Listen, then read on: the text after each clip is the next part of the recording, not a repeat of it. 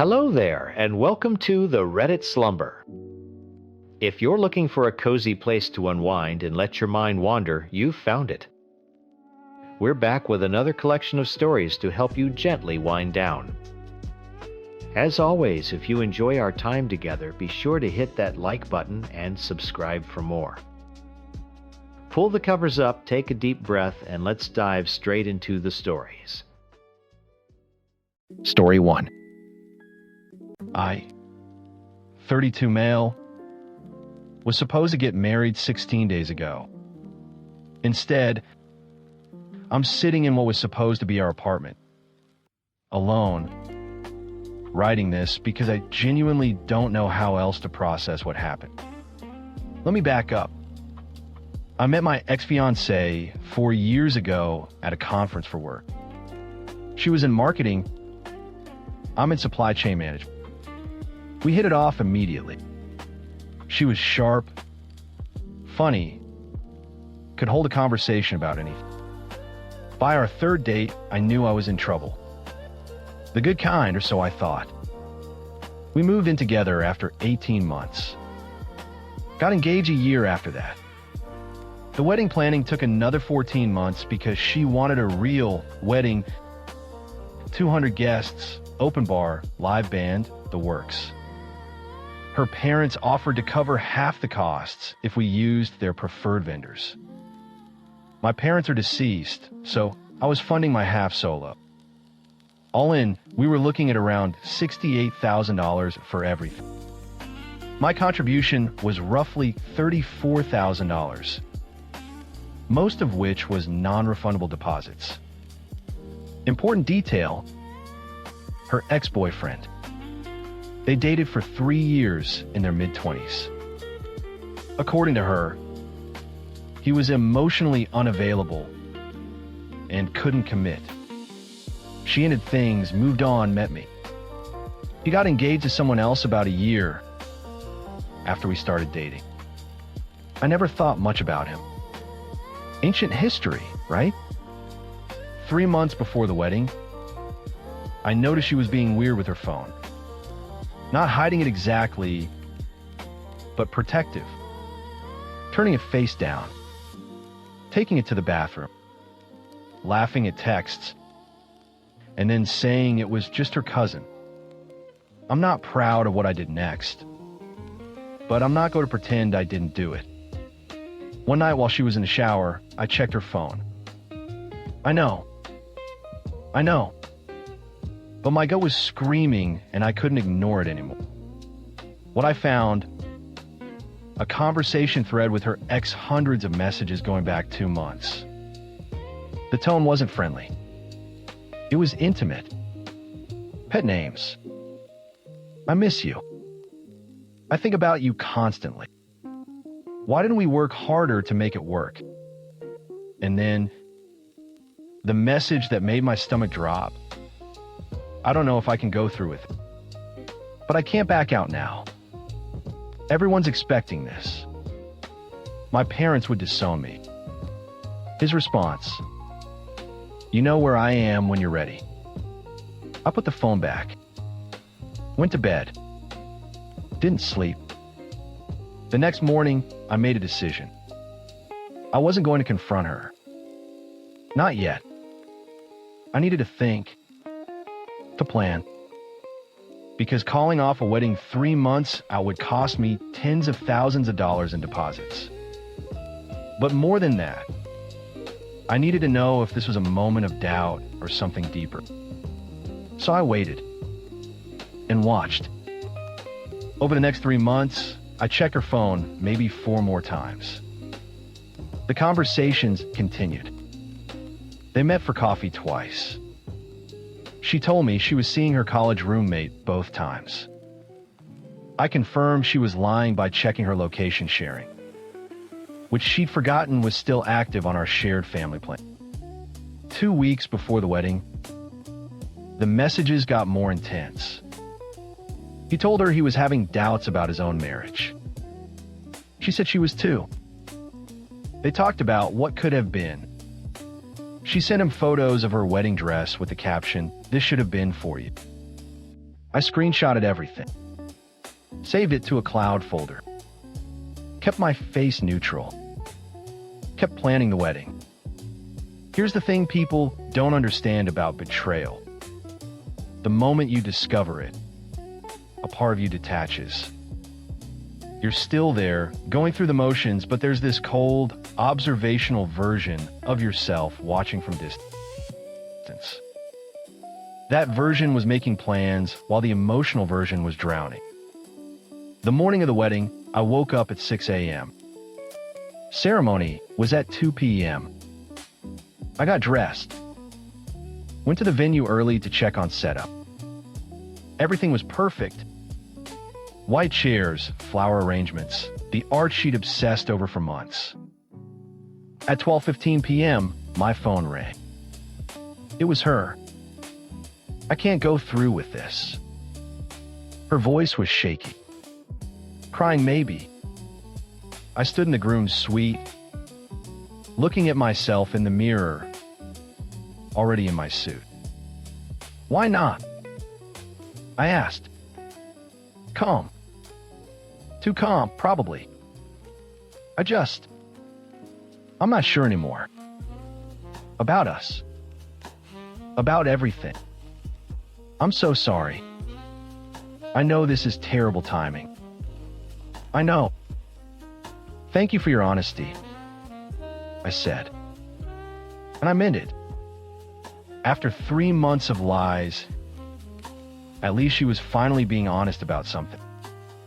She went silent. I think she expected me to argue, to beg, to ask what she needed. Instead, I said, "Guests are already arriving. What do you want me to tell them?" I don't know. Can you just handle it? Tell them I'm sick or something. I'll handle it, I said, and hung up.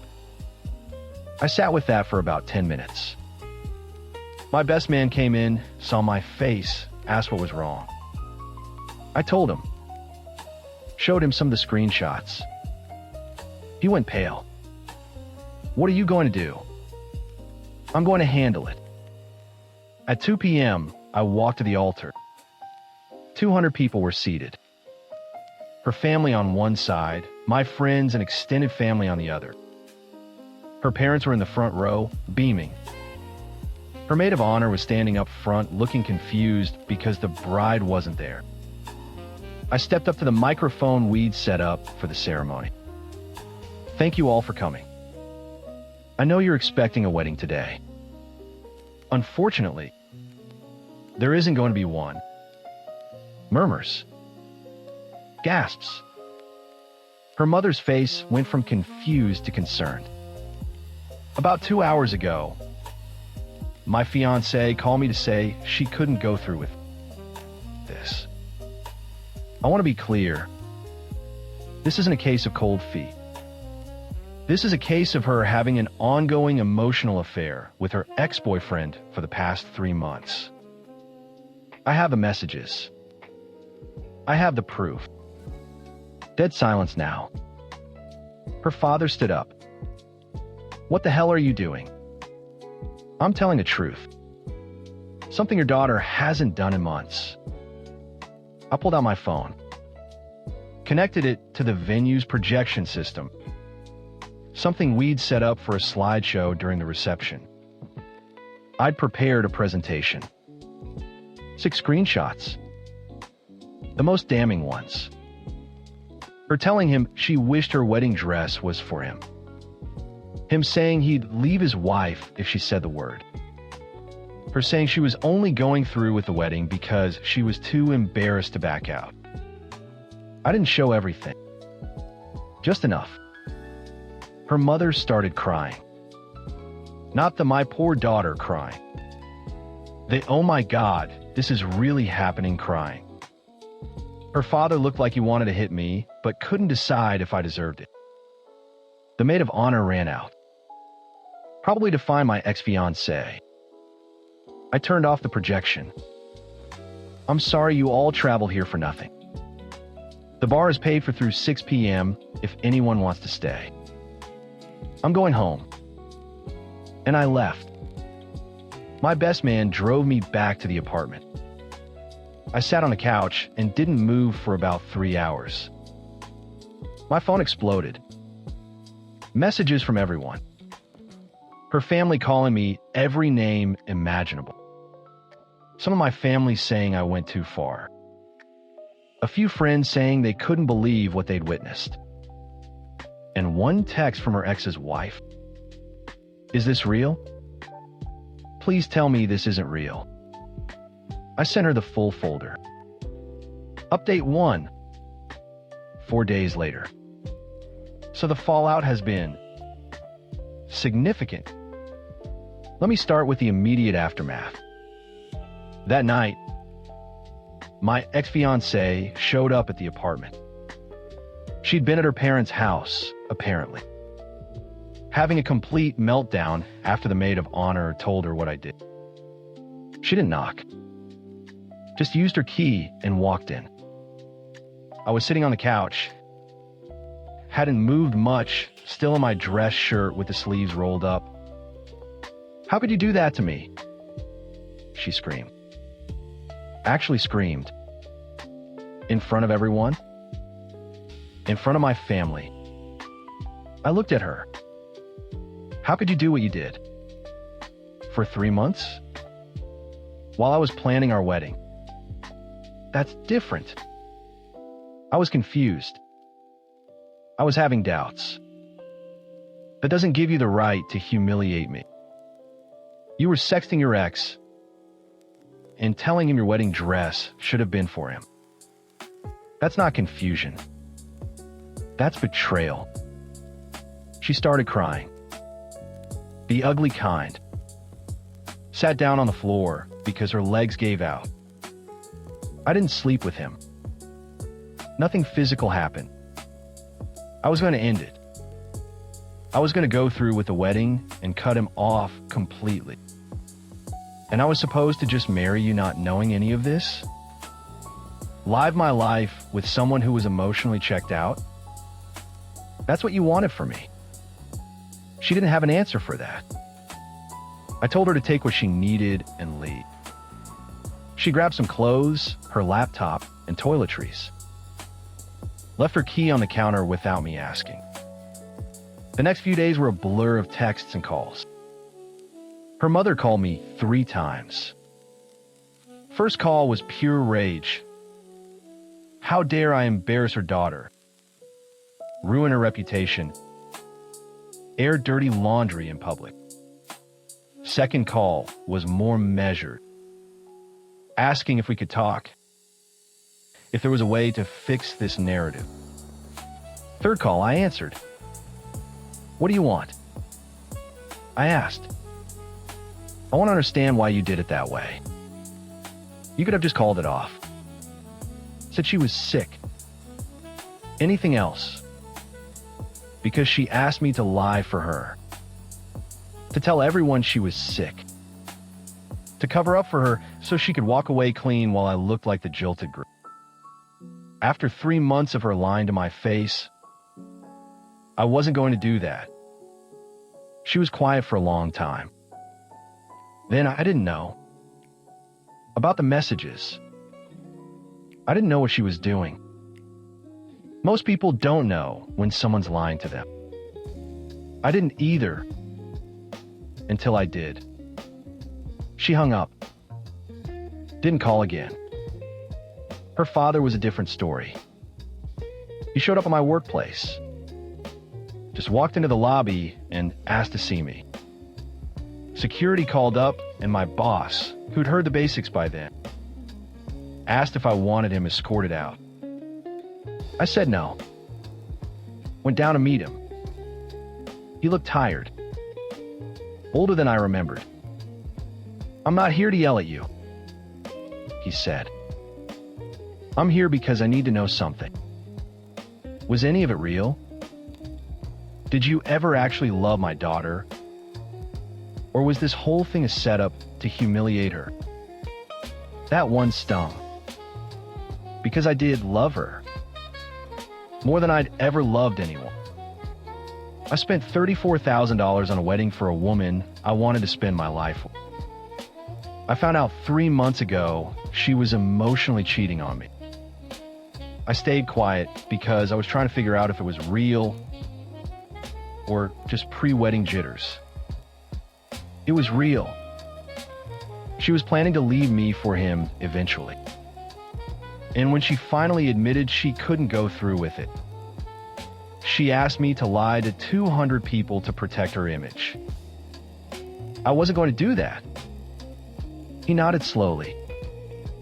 I'm not going to apologize for her.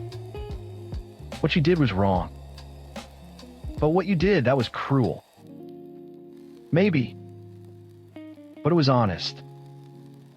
And after 3 months of lies, honesty was the only thing I had left. He left without another word. Meanwhile, the ex-boyfriend's wife. She's been in contact with me. Turns out she had no idea about any of this. Her husband told her he was reconnecting with an old friend, and she thought nothing of it. When I sent her the screenshots, she confronted him. He admitted to everything. They're separating. She thanked me for telling her. Said she'd rather know than live in ignorance. At least someone got closure. As for the money, I'm out about $28,000 in non-refundable deposits. The venue, the catering, the florist, the photographer who showed up and took pictures of an empty altar. Her parents are refusing to cover their half now, saying I sabotaged the wedding. My lawyer says I could sue for their portion, but honestly, I don't have the energy. I'd rather just eat the loss and move on. Some of the vendors were sympathetic. The band refunded half their deposit because the lead singer said he'd never heard of anything like this before and felt bad. Small mercies. My ex has been posting on social media vague stuff about surviving narcissistic abuse and knowing your worth after someone tries to destroy you. Her friends are commenting support. A few mutual acquaintances have unfollowed me, probably believing her version. I haven't posted anything. Haven't defended myself publicly. The people who were there know what happened. The people who weren't can believe whatever they want. Update 2. 2 weeks later. Things have escalated in ways I didn't expect. First, my ex hired a lawyer. Not to sue me.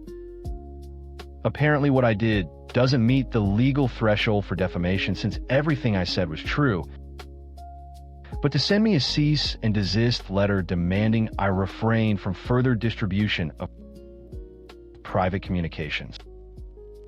Translation: she's scared I'm going to post the screenshots online. I wasn't planning to. The wedding reveal was enough.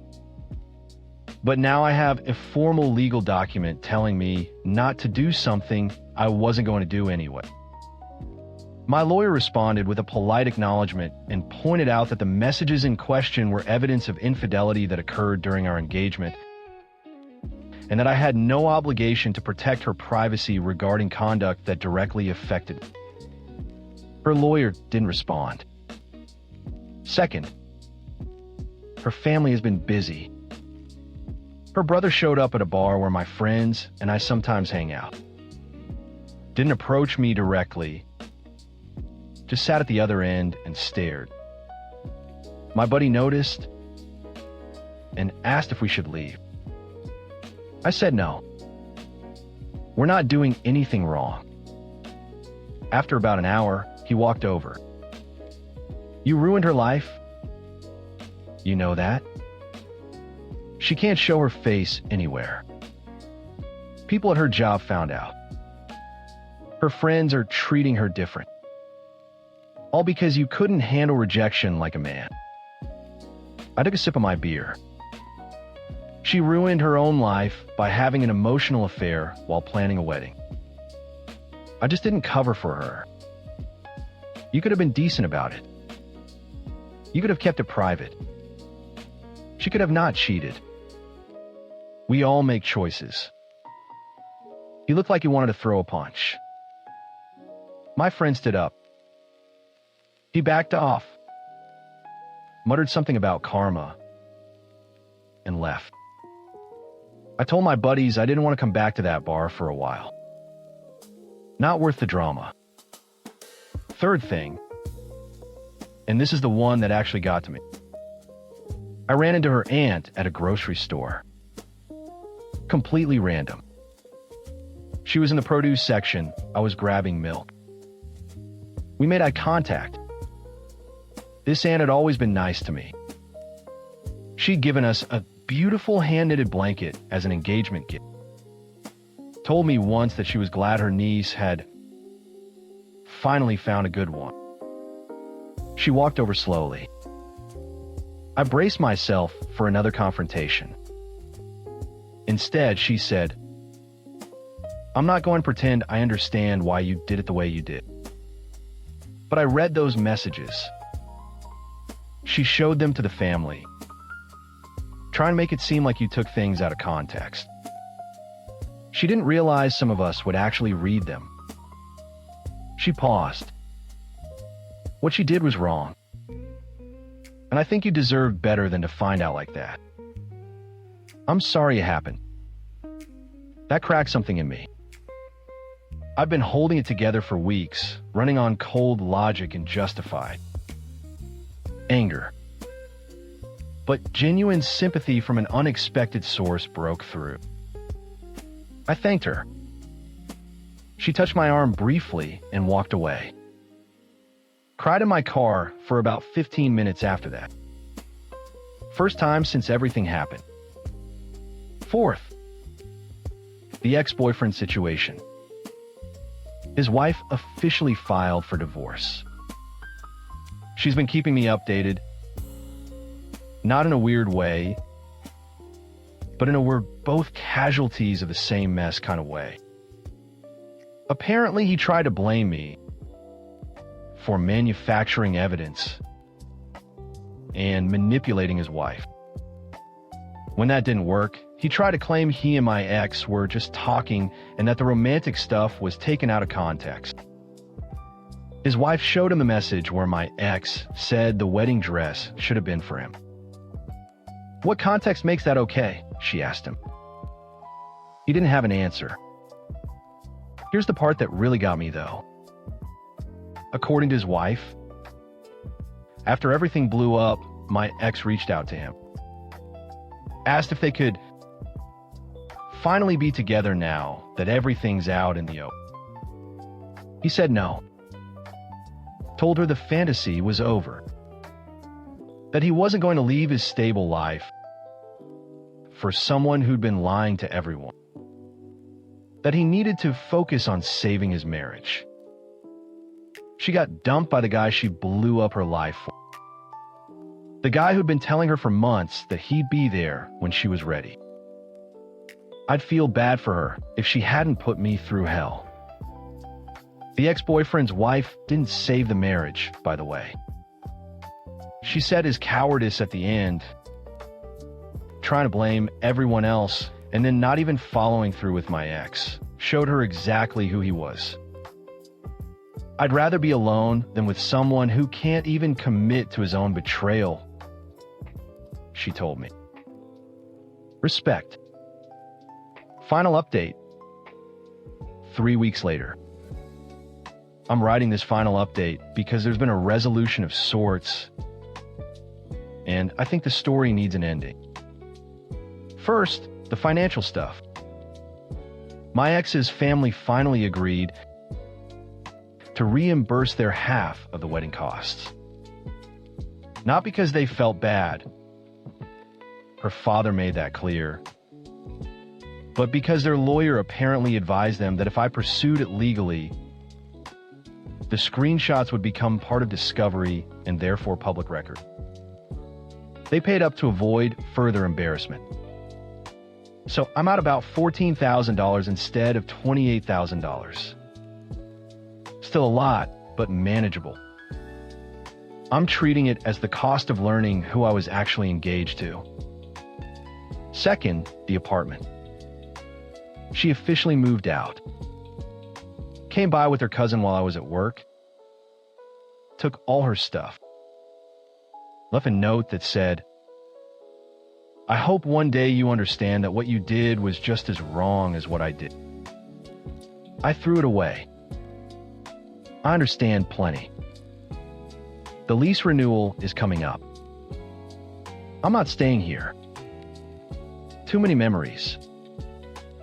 Found a one-bedroom closer to downtown.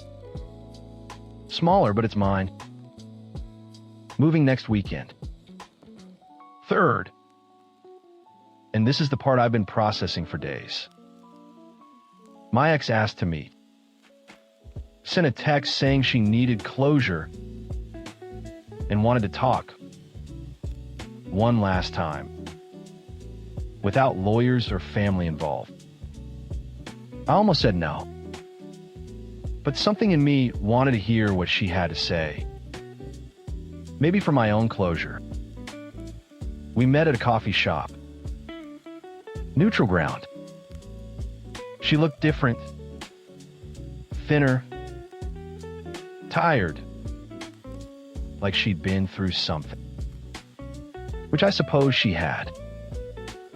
She sat down and started immediately. I'm not here to apologize. I mean, I am sorry. But I know an apology isn't going to fix anything. I just needed you to know that I didn't plan for any of this to happen. The messages didn't write themselves. I know. But it started as just talking. We ran into each other randomly. And it was like no time had passed. I told myself it was harmless. That I could have my old feelings and my new life at the same time. You told him your wedding dress should have been for him. That's not harmless. She winced. I know how it looks. I was confused. I was terrified of making the wrong choice. And instead of talking to you about it, I ran to someone familiar. You could have talked to me at any point. You could have told me you were having doubts. I would have listened. Would you? Really? 3 months before our wedding, if I'd said, "I'm not sure about us," would you have actually heard that?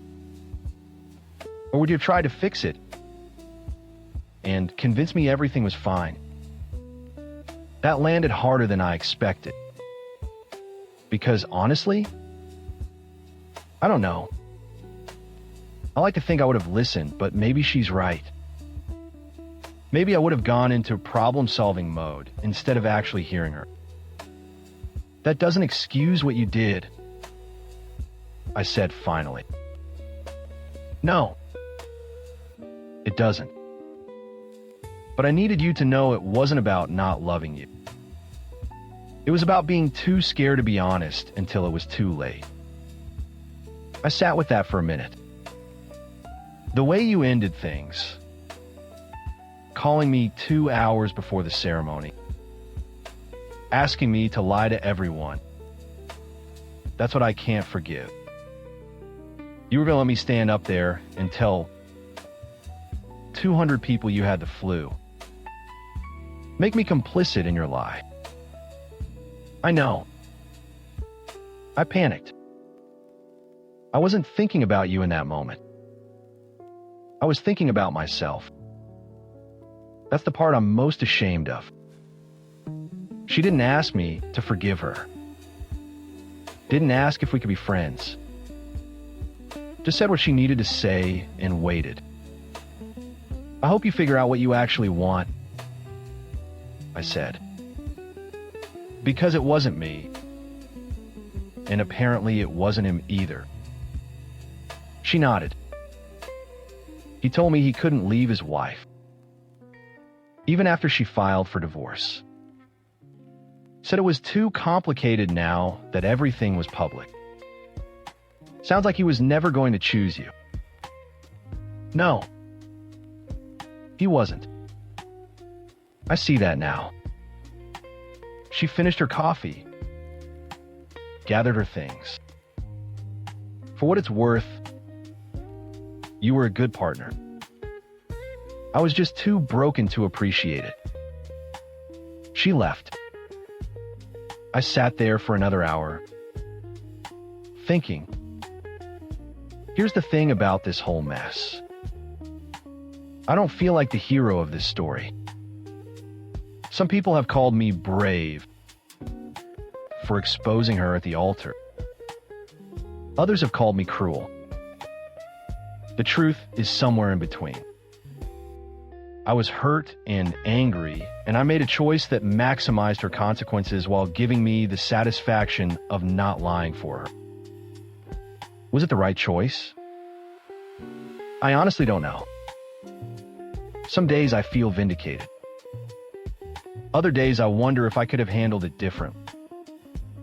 More privately. Less publicly. But then I remember the way she asked me to lie. The way she spent 3 months choosing someone else while planning a future with me. And I think, no. She made her choices. I made mine. We both have to live with them. I'm moving into the new apartment next weekend. Already bought a new couch. Signed up for a cooking class because I've been eating takeout for a month and my body is starting to protest. The ex-boyfriend's wife texted me yesterday. Said her divorce is moving forward and she's doing okay. We might grab lunch sometime. Not romantic. Just two people who got blindsided by the same situation, finding some weird solidarity. My friends have been solid. They don't bring it up unless I do, but they're there. That matters more than I expected. I'm not happy yet, but I'm not drowning either. Just existing day by day, figuring out who I am without the life I thought I was building. Someone told me that the opposite of love isn't hate. It's indifference. I'm not there yet with my ex, but I can feel myself moving toward it. Slowly. One day, she'll just be someone I used to know. For now, that's enough.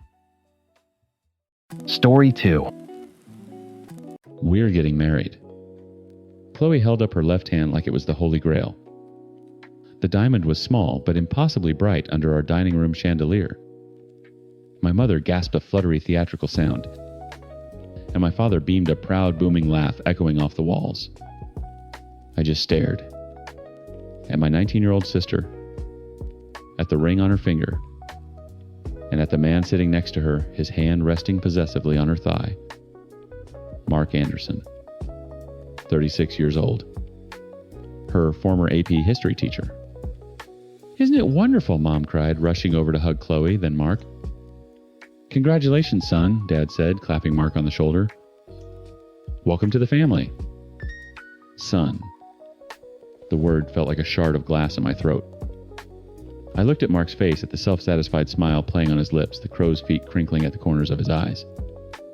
He'd had those same crow's feet when he was grading Chloe's papers. When she was 16. Teresa, Chloe's voice was bubbly, but a flicker of uncertainty crossed her face when she saw mine. "Aren't you happy for me?" I pushed my chair back from the table. "Can I talk to you for a second, Chloe, in the kitchen?" Mark's smile tightened just a fraction. "Anything you need to say to Chloe, you can say in front of me, Teresa. We're a team now." I ignored him. "Chloe. Now, In the kitchen, I shut the door.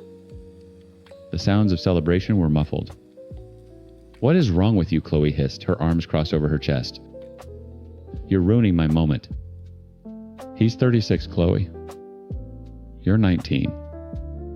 It's just a number. We're in love." "He was your teacher," I said, my voice low and urgent.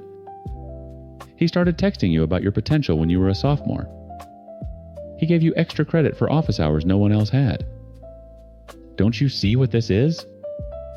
I see that I'm in love with a wonderful, mature man, and my own sister is trying to destroy my happiness." She shot back, her eyes welling up. "You've always been jealous of me." The door opened. Mom stood there, her face a mask of disapproval. "Teresa, stop this. Chloe has found a good man with a stable job. He's a respected teacher. Why can't you just be happy for her?" "Because he groomed her, Mom. The power imbalance is insane." "Don't use that kind of language in this house," Dad said, appearing behind her. "You're being dramatic. Mark adores her. This is the best thing that could have happened to Chloe. Chloe, the golden child. The one who never messed up, who got straight A's, who is now marrying a respectable man. I was the screw-up who dropped out of college for a semester and worked at a bar to figure things out. My concerns didn't count. They were just the bitter ramblings of a failure." The next few months were a special kind of hell.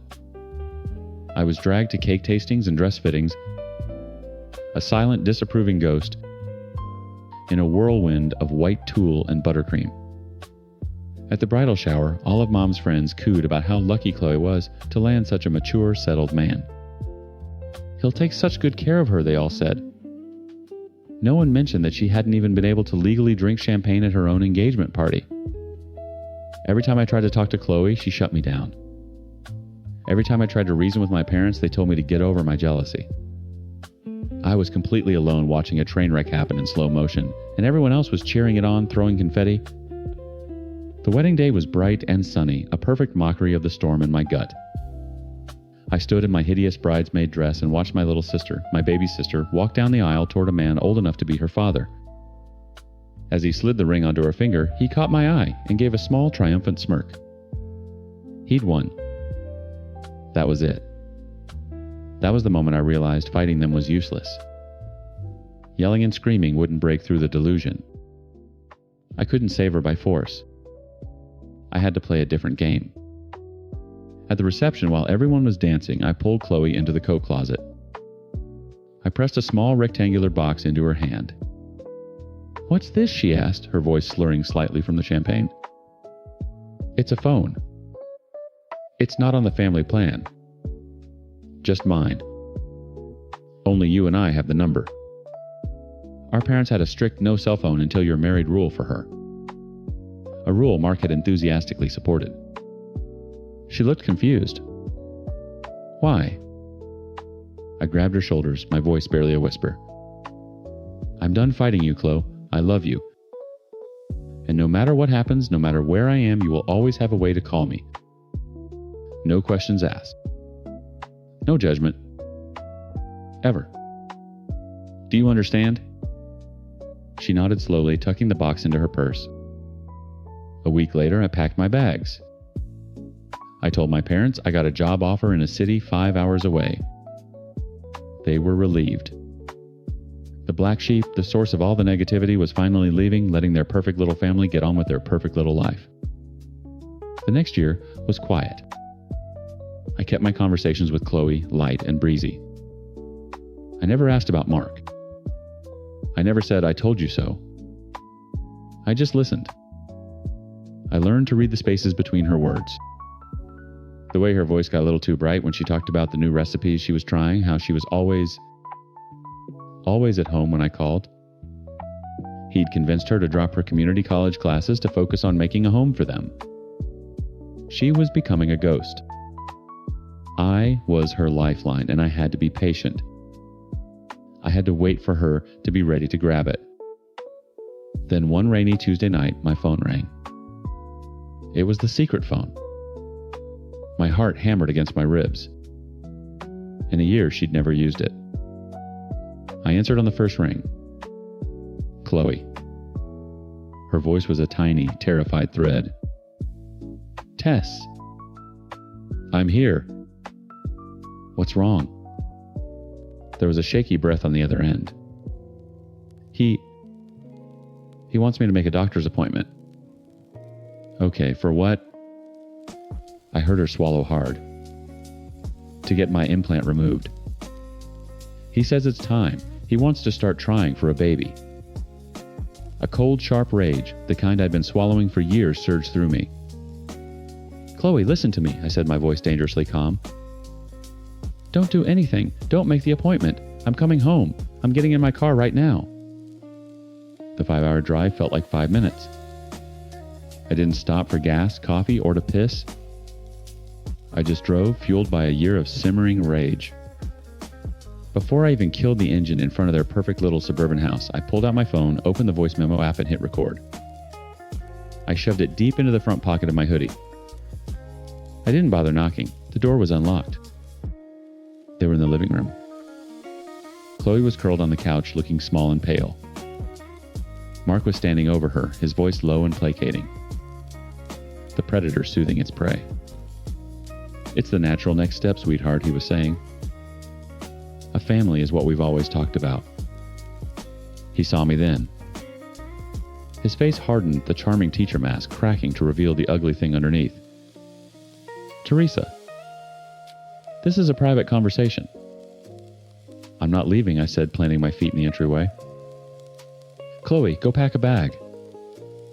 Chloe looked from me to him, a deer trapped between a wolf and a speeding car. She's not going anywhere with you, Mark sneered, taking a step towards me. You've been poisoning her mind for a year with that little secret phone. Did you think I didn't know I'm not stupid? My blood ran cold. You knew. Of course I knew. I let her have her little secret. It kept her docile. He looked over his shoulder at her. But the games are over. You're a wife now, Chloe. It's time to be a wife. He turned back to me. Now get out of my house. It's her house too, I said, my voice shaking with fury. And she doesn't want to have a baby with you. She'll do what's best for our family, he hissed, his voice dropping to a venomous whisper as he closed the distance between us. She'll do what I tell her to do. No, a small voice said from the couch. We both turned. Chloe was on her feet, her hands clenched into fists at her sides. No, I won't. Mark's face contorted with a rage that was terrifying in its suddenness. The mask didn't just crack, it shattered. He forgot about me for a second and turned on her. What did you just say to me? She said no, I snapped, stepping between them. You heard her. We're leaving.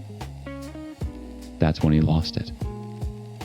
His control, his composure, everything he'd built his life on just evaporated. He wasn't a respected teacher anymore. He was just a bully who'd been told no. You, he spat at me, his finger jabbing at my face. You did this. You ruined everything.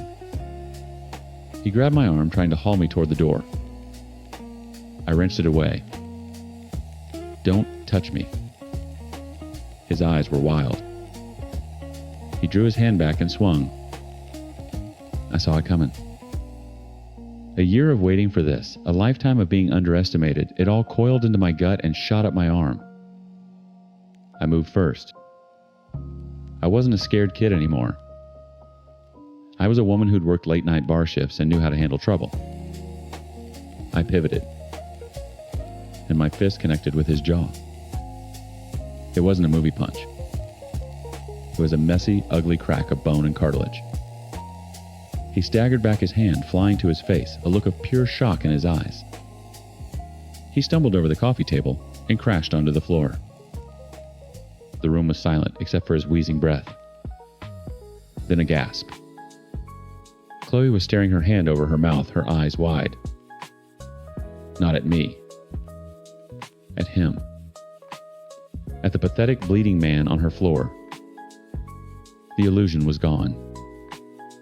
She wasn't looking at the charming, mature man her parents adored. She was looking at a monster. And she was finally seeing him clearly. "He hit you," she whispered, her voice filled with a horrifying clarity. "He was going to hit you." Mark, clutching his jaw, scrambled for his phone on the end table. "You're crazy," he sputtered, blood trickling from his lip. "You're both crazy. I'm calling the police." "Assault. I'm having you arrested." "Go ahead," I said, my heart still hammering. I carefully pulled my own phone from my pocket and stopped the recording. "Call them." The cops arrived to a bizarre scene. Mark, holding a bag of frozen peas to his jaw, spinning a tale about his unhinged sister-in-law breaking into his home and attacking him unprovoked. I stood silently by the door and Chloe sat on the stairs wrapped in a blanket, looking like a ghost. "She just flew at me," Mark said, playing the victim with practiced ease. One of the officers, a tired-looking woman with a notepad, turned to me. "And your side of the story?" "My side is on my phone," I said, holding it out. He admitted to knowing about a secret phone he used to monitor his wife. He confessed to telling her what to do, and he threatened me before he took a swing. I just defended myself. I played the last 2 minutes of the recording. The officer's expression never changed, but she listened intently. The threats, the grab, the sound of the swing muffled, followed by the sharp crack of my fist connecting. It was all there. She looked at Chloe. "Is this what happened?" Chloe nodded, her voice barely audible. "Yes. He was going to hit my sister. He was screaming." That was enough. They took our statements and left. No arrests were made. Just a recommendation that I not remain in the house. "No problem there," I said. As soon as they were gone, I called my boss, Sarah. She ran a small marketing firm and had taken a chance on me when I was just a disillusioned dropout. She was more of a mentor than a boss. "It happened," I said, no preamble. "I need that lawyer you mentioned once." "I'm on it," she said without hesitation. "Is your sister safe?" "She's about to be." We packed a suitcase for Chloe in total silence. Just the essentials. Mark stayed in the living room, a thundercloud of impotent rage making furious phone calls. I knew who he was calling. Sure enough, as we walked out the front door, my parents' car screeched into the driveway. They both got out, their faces twisted with fury. Mom rushed right past me to Mark, fussing over his face. "What did you do?" she shrieked, turning on me. "Look what you did to him." "He swung at me, Mom." "I have it on tape." "I don't care what you have on tape," my father boomed, his face beet red. "You have destroyed your sister's marriage after everything we did for her for you both." Chloe flinched behind me. "You did this to her," I said, my voice low and dangerous. "You handed her over to this creep on a silver platter because he looked good on paper. You never listened. You never once cared if she was happy, only if she looked happy." "You've always been jealous," Mom sobbed, clinging to Mark's arm. "You couldn't stand to see her with a good stable man, so you ruined it." The golden child's perfect life shattered. And it was all my fault. It was the only story they could ever accept. I opened the passenger door for Chloe. She got in without a word, her face a pale, tear-streaked mask. I got in the driver's side and locked the doors. My parents were still screaming, banging on the window, but I just looked at them. Two people I had loved my whole life who had chosen an image over their own child. I put the car in reverse and pulled out of the driveway, leaving the three of them standing there in the wreckage of their perfect family portrait. Back in my small apartment 5 hours away from the blast zone, I made Chloe tea. She sat on my couch, wrapped in a quilt, staring into space. The divorce papers were already being drafted by Sarah's lawyer. She was free. She finally looked at me, her eyes clear for the first time in years. "Thank you," she whispered. It was a small sound, but it was the only victory I had ever needed. Story 3. I'm 44. 3 weeks ago, I thought my marriage was solid. I'm a managing partner at Hendrick & Associates, a mid-sized law firm in downtown Seattle. The hours are brutal. The cases are demanding. The work pays well enough for our 4-bedroom house in Maple Valley and private school for the kids. My wife, Lauren, is the HR director at Cascade Medical Systems. Smart, organized. The person I trusted with everything. We met at the University of Washington. Both ambitious. She studied HR. I was pre-law. We married young. We had kids young. Harper came when Lauren was 23. Then Dylan 3 years later. And finally little Zoe. 3 kids. 3 personalities. All needing more time than either of us could give. That's where the crack started. I didn't see them at first. I was buried in contracts and depositions, building a reputation as the guy who never lost a corporate litigation case. Lauren climbed the HR ladder. People called us a power couple. From the outside, we were perfect. The problem with perfection is you stop checking what's rotting underneath. It was a Thursday night when everything changed. I'd just closed a massive case. 3 months of 18-hour days ended with a jury verdict in our favor. The client walked away with a 7-figure settlement. I walked away with a partnership bonus that would cover Harper's first year of college. I got home around 11. The house was dark, except for the kitchen light. Lauren's car was in the driveway, which surprised me. She texted she was meeting a friend for drinks. I thought she'd taken an Uber. On the counter sat a covered plate of pasta and a sticky note. Saved you dinner. Long day in bed, Elle. I heated the food and ate at the counter, scrolling emails. That's when I saw the iPad. Screen glowing, locked on a messaging app I didn't recognize, an encrypted chat. The name at the top was just a single letter. Are harmless. Right? Then the last message made my blood run cold. Can't wait for Friday. Same place. 8 p.m. I've been thinking about you all day. Lauren's reply 20 minutes earlier, me too. I'll tell Owen I have a late HR meeting. He never questions those anymore. I stared at the screen. My pasta went cold. The messages kept scrolling. Weeks, maybe months. I didn't read everything. I didn't have to. A pattern was clear. Caleb Foster, owner of Apex Athletic Club, the trainer she mentioned at a new gym. I'd seen Caleb's Instagram. Chiseled. Charming. I'd encouraged Lauren to take care of herself. What an idiot I'd been. My first instinct was confrontation. He'll throw the iPad. Demand answers. I didn't. Maybe it was the lawyer in me. Maybe it was survival. I photographed every message. I placed the iPad back exactly where it had been. Screen still glowing.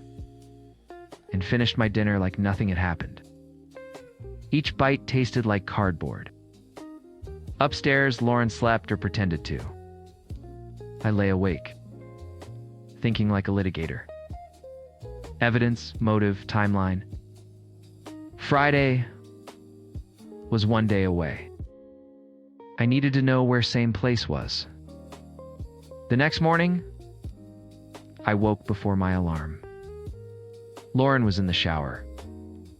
Her phone lay on the nightstand. Her passcode was Harper's birthday. I opened the encrypted app. More messages. Caleb telling her he couldn't sleep thinking about her. Lauren saying she dreamed about him. There it was, A restaurant named Altitude. A reservation under Foster. 8 o'clock. Altitude, the steakhouse, on the 23rd floor of Columbia Tower. Window seats. Elliott Bay in the background. I memorized everything and put the phone back.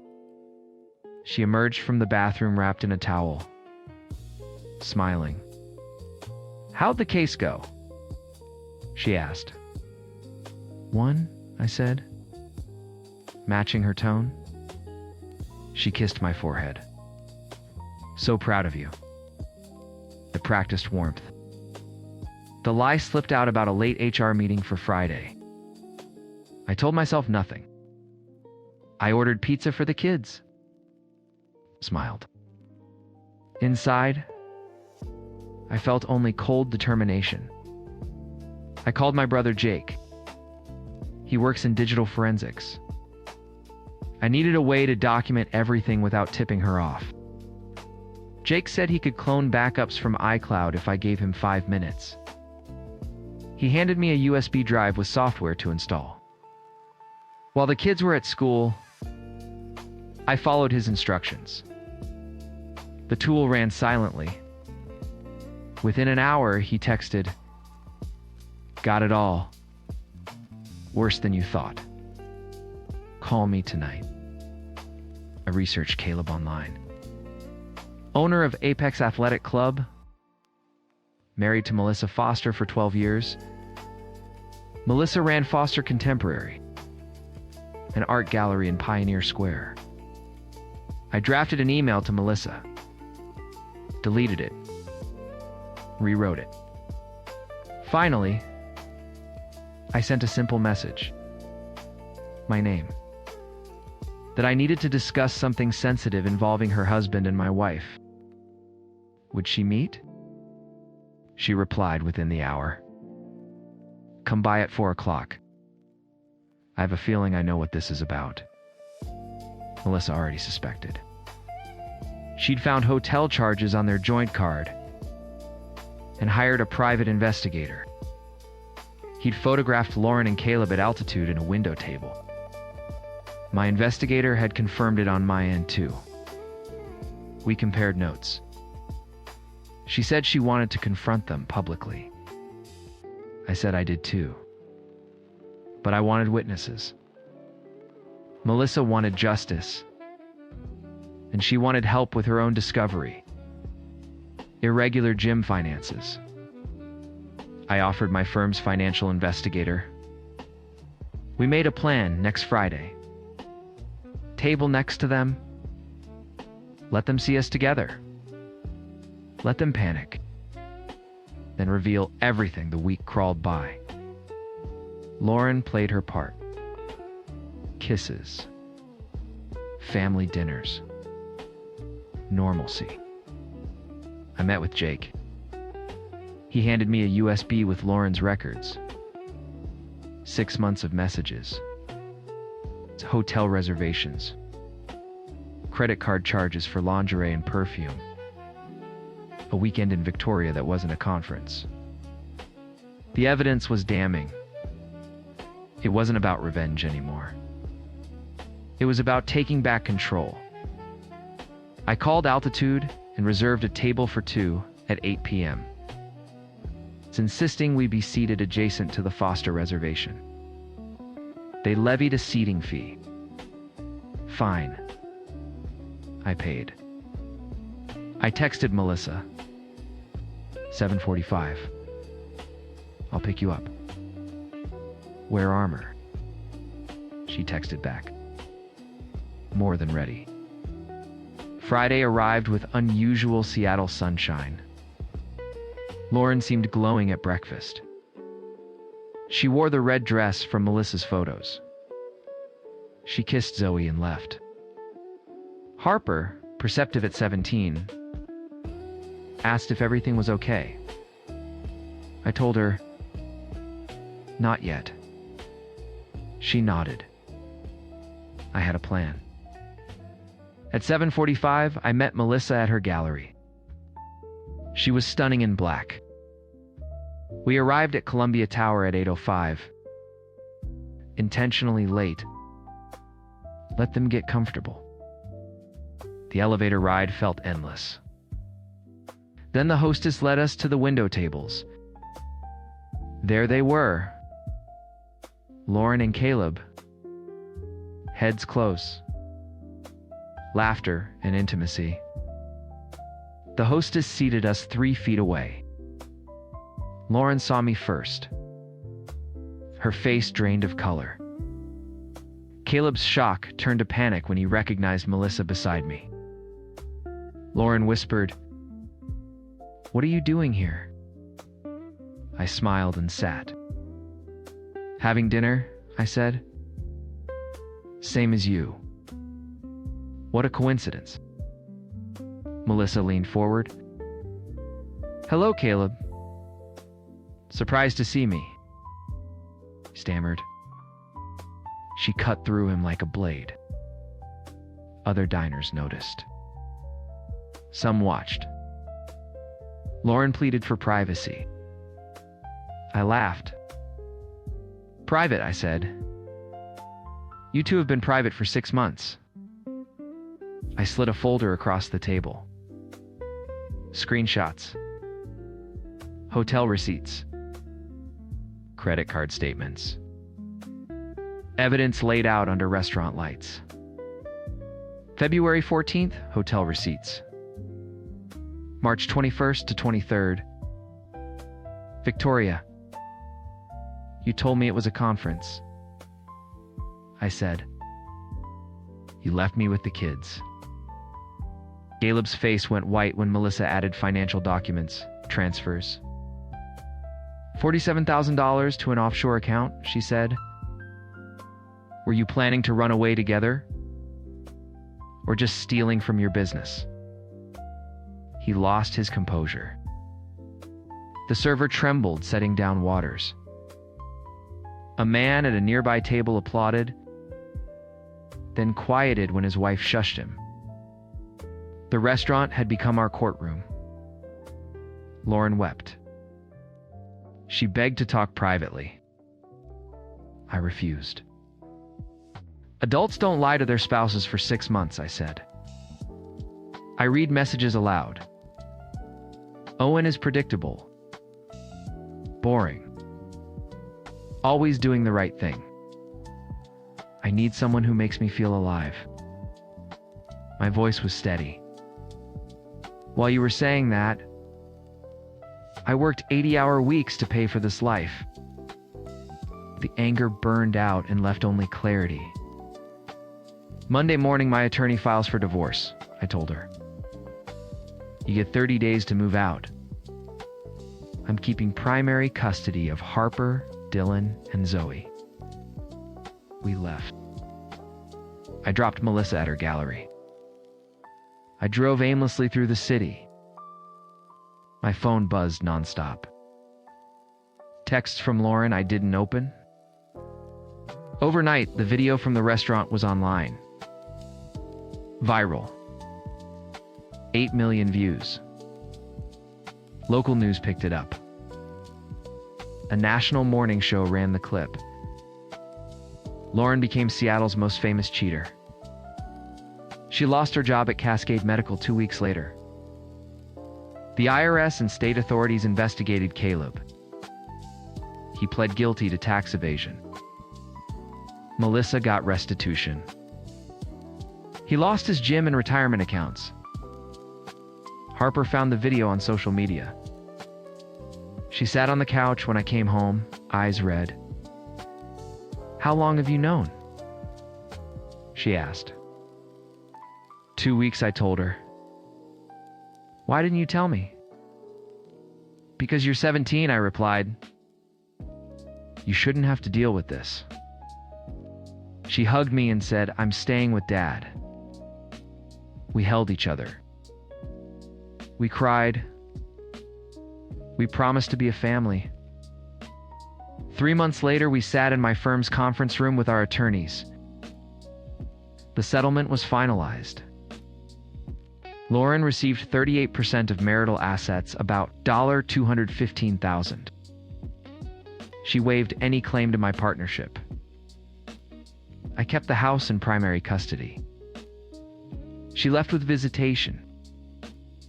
Lauren asked if we could talk afterward. She apologized. It didn't undo 6 months of lying, but she tried. Harper barely spoke to her.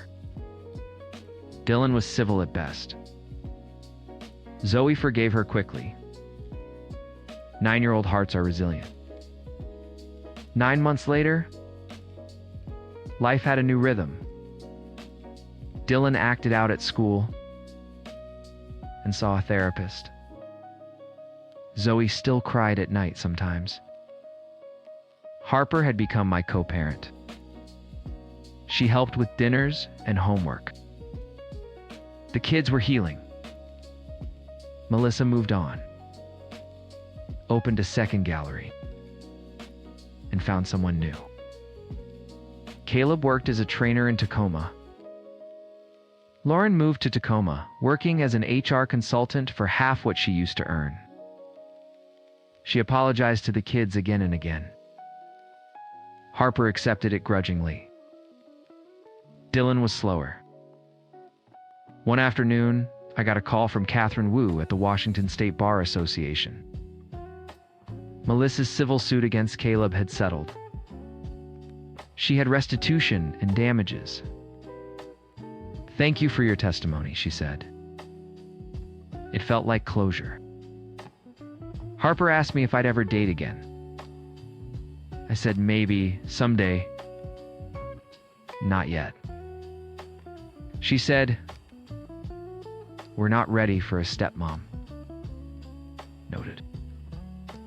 We laughed clumsily. We cooked pizza, went to batting cages, and navigated weekend visits. We rebuilt a home from the ruins. There are things I miss about the life Lauren and I had. I loved the idea of who I thought she was. But the person she turned out to be hurt us all. I made a choice to protect my kids and to keep dignity. I chose to be a father they could respect. Tonight, we sat in my brother Jake's backyard with burgers and laughter. Dylan asked, out of nowhere, "Dad, are you happy?"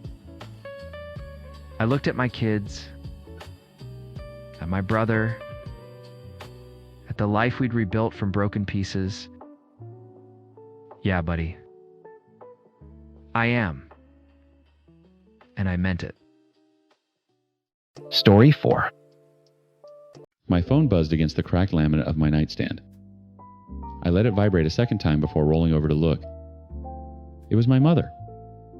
Asterisk, asterisk, mom, asterisk, asterisk, asterisk. "Hi, Leo. Your father and I would love to take you to dinner on Saturday. Just the three of us. We have a lot to talk about. A real heart-to-heart. Asterisk." I stared at the message, my thumb hovering over the screen. A heart-to-heart. We hadn't had one of those in 20 years. Unless you counted the screaming match that ended with my duffel bag hitting the front lawn 2 years ago. For the last 6 months, they'd been trying. A text on my birthday. A stilted phone call on Thanksgiving where Dad mostly talked about the stock market. Apologies had been muttered vague and weightless things, like we could have handled things better. I never knew how to respond, so I'd just say, "It's fine." It was easier than saying, "You broke something and I don't know how to fix it." My apartment was a shoebox over a laundromat that always smelled like burnt fabric softener. I worked 40 hours a week, stocking shelves at a grocery store, and took online classes when I could afford them. I was tired. Deep in my bones, tired. And a small, stupid part of me, the part that still remembered being a kid who thought his dad was a hero, whispered that maybe this was it. Maybe this dinner was the real apology. The one that mattered. Asterisk, asterisk, me. Asterisk, asterisk, asterisk. "What time asterisk?" The reply was instant. Asterisk, asterisk, mom, asterisk, asterisk, asterisk, 7 p.m. The Oak Room at the Atherton Hotel.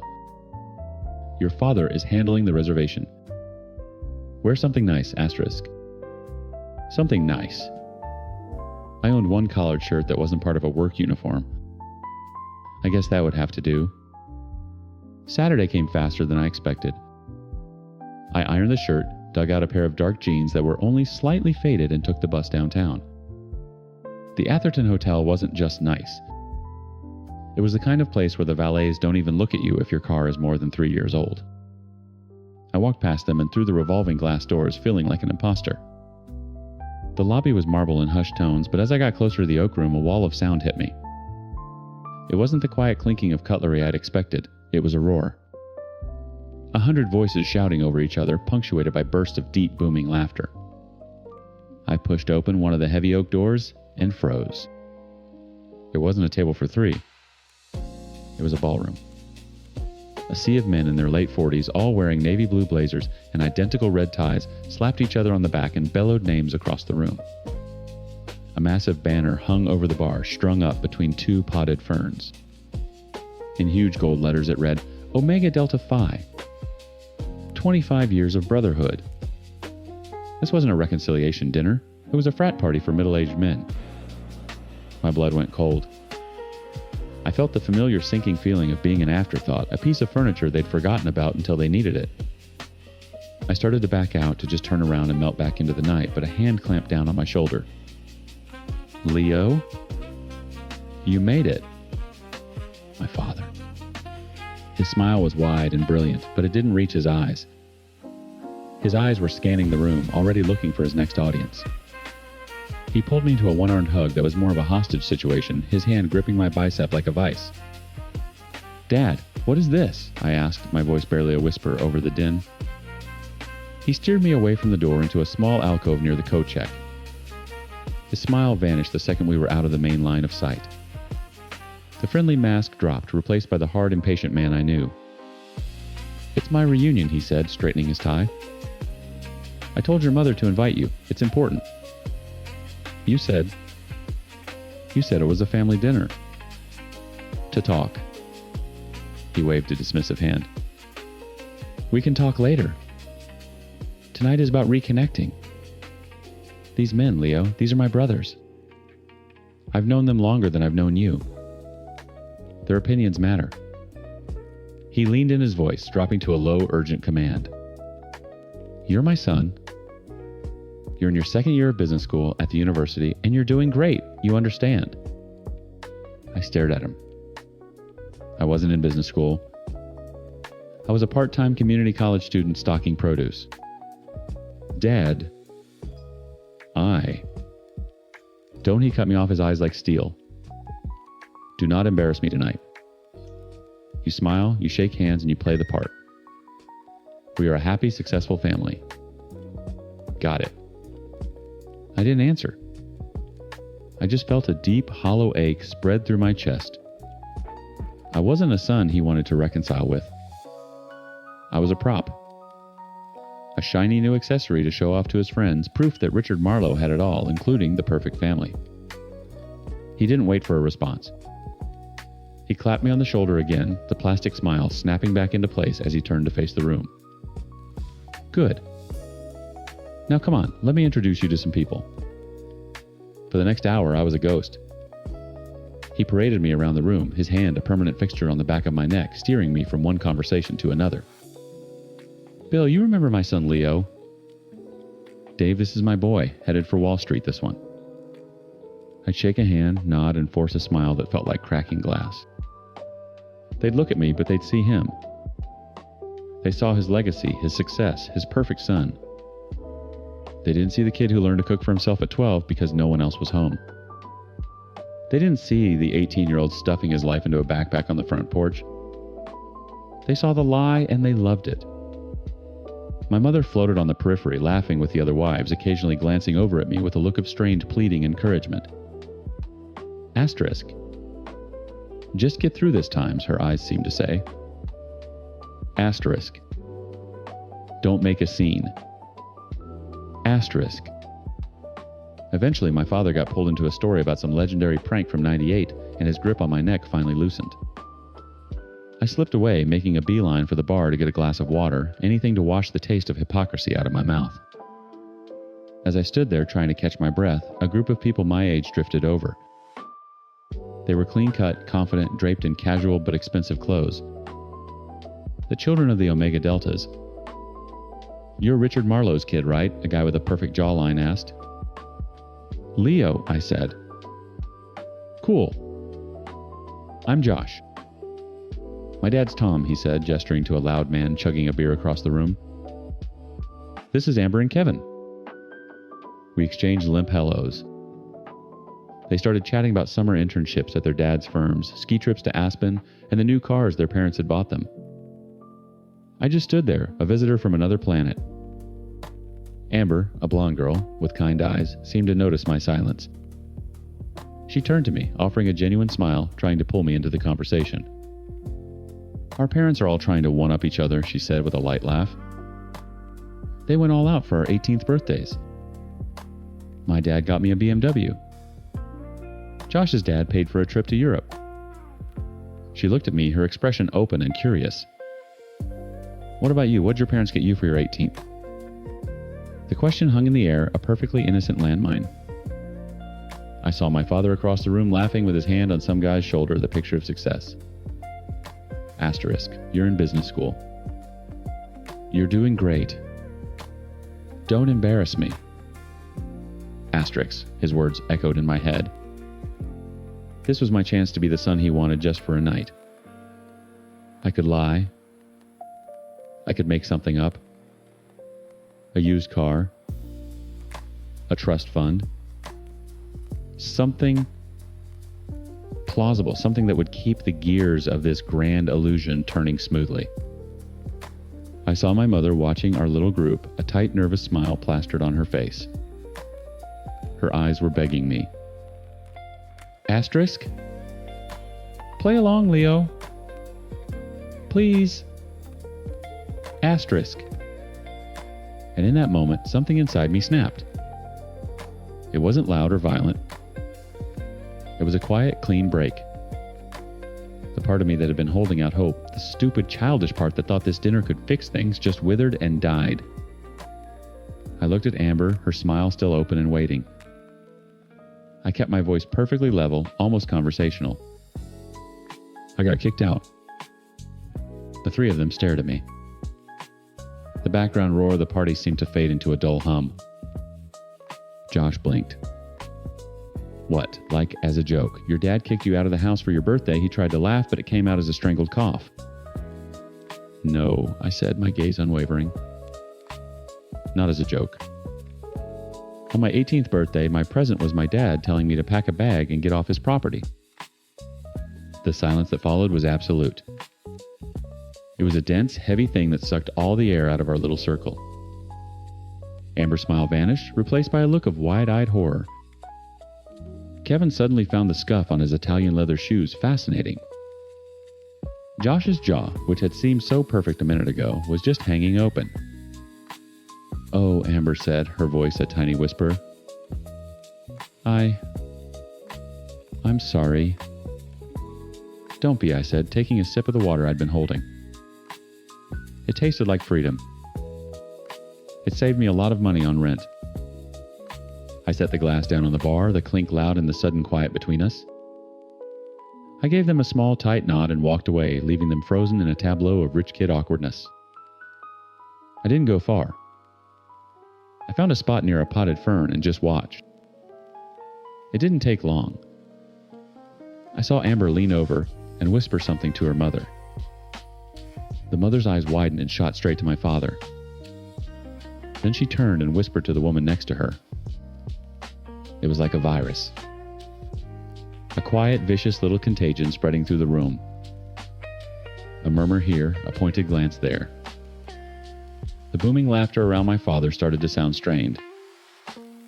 One of his brothers clapped him on the shoulder, said something brief, and then walked away with a look that was anything but brotherly.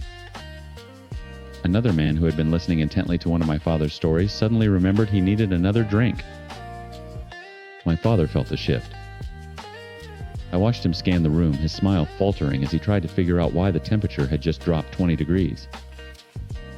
His eyes darted around, searching for the source of the problem.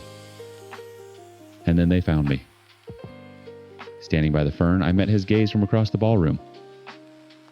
He didn't have to ask. He knew. The mask of the proud father and successful alumnus melted away, and for a split second I saw the man who had thrown my bag onto the lawn. I saw pure, undiluted rage. It was a look that promised consequences. My mother caught his eye, then looked at me, her face pale with panic. She started to walk towards me, but I didn't give her the chance. I'd done what I came here to do, even if I hadn't known it an hour ago. I was done being a prop. I turned, walked past the coat check, and pushed through the heavy oak doors back into the quiet marbled lobby. The noise of the party was cut off behind me. I didn't look back. I walked straight out of the revolving doors, past the valets who still wouldn't look at me, and into the cool night air. The bus ride home felt longer than usual. The smell of burnt fabric softener from the laundromat had never been so welcoming. I was in the middle of making a sad instant ramen dinner when my phone started buzzing. It was a text from my father. Asterisk, asterisk, Dad, asterisk, asterisk, asterisk. What did you do, asterisk? I ignored it. The water wasn't boiling yet. A minute later, it buzzed again. Asterisk, asterisk, Dad, asterisk, asterisk, asterisk. Answer me. Bill just asked me if I was having family problems. What the hell did you say, asterisk? I dumped the noodles into the pot. Another buzz. Asterisk, asterisk, Dad, asterisk, asterisk, asterisk, you little bastard. You did this on purpose. 25 years of friendship, and you embarrassed me in front of every single one of them. Asterisk. I stirred the noodles with a fork. My phone buzzed again and again. It was a frantic, furious rhythm against the countertop. Asterisk, asterisk, Dad, asterisk, asterisk, asterisk, this is what you do. After we try to bring you back in, after everything we did for you, this is the thanks we get, you're ungrateful. Asterisk. Asterisk, asterisk, Dad, asterisk, asterisk, asterisk. I hope you're happy. You've ruined it. You've ruined everything. Don't ever contact us again. Asterisk. Asterisk. Asterisk. Dad. Asterisk. Asterisk. Asterisk. You're dead to me. Asterisk. The text stopped. The little apartment was silent except for the bubbling of the pot on the stove. I read the last message again. Asterisk. You're dead to me. Asterisk. He'd screamed the same thing at me 2 years ago. Nothing had changed. There was never going to be a real apology, never going to be a heart-to-heart. He wasn't sorry he'd kicked me out. He was just sorry people knew. I drained the noodles, dumped them in a bowl, and tore open the flavor packet. Sitting on my lumpy couch, I scrolled back through the messages. The fragile bridge we had spent the last 6 months building was a pile of ash. He'd burned it down without a second thought. All because his image had been tarnished. I ate the salty noodles in the quiet of my shoebox. For the first time in 2 years, I had told the truth. I had stood up for the kid on the porch with his life in a backpack. The victory felt clean and sharp. But as I sat there alone in the flickering light of a street lamp outside my window, a cold question settled in my gut. Was it worth it? Story 5. When I married Clara, I knew her sister Chloe was part of the deal. It was a package deal, a 2-for-1, and I was okay with that. Genuinely. Clara had practically raised Chloe after their mom passed away, stepping into a maternal role when she was barely out of her teens herself. It was one of the things I loved about her, that fierce, unwavering loyalty. Chloe is 20 now. She has a neurological condition that affects her coordination and sometimes makes social situations awkward. It's not severe, but it's there. A constant background hum to her life. In the beginning, I saw her through Clara's eyes, a sweet, slightly fragile girl who just needed a little extra help navigating the world.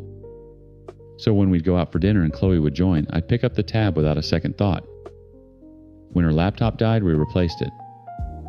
It was just what you did for family. The shift was gradual. It started around the time Chloe turned 19 and decided college wasn't for her. "I'm going to be a freelance graphic designer," she announced one night over a pizza I was paying for. "I've got clients lining up already." Clara beamed her face, glowing with pride. "That's amazing, Chloe. We're so proud of you." I was supportive too.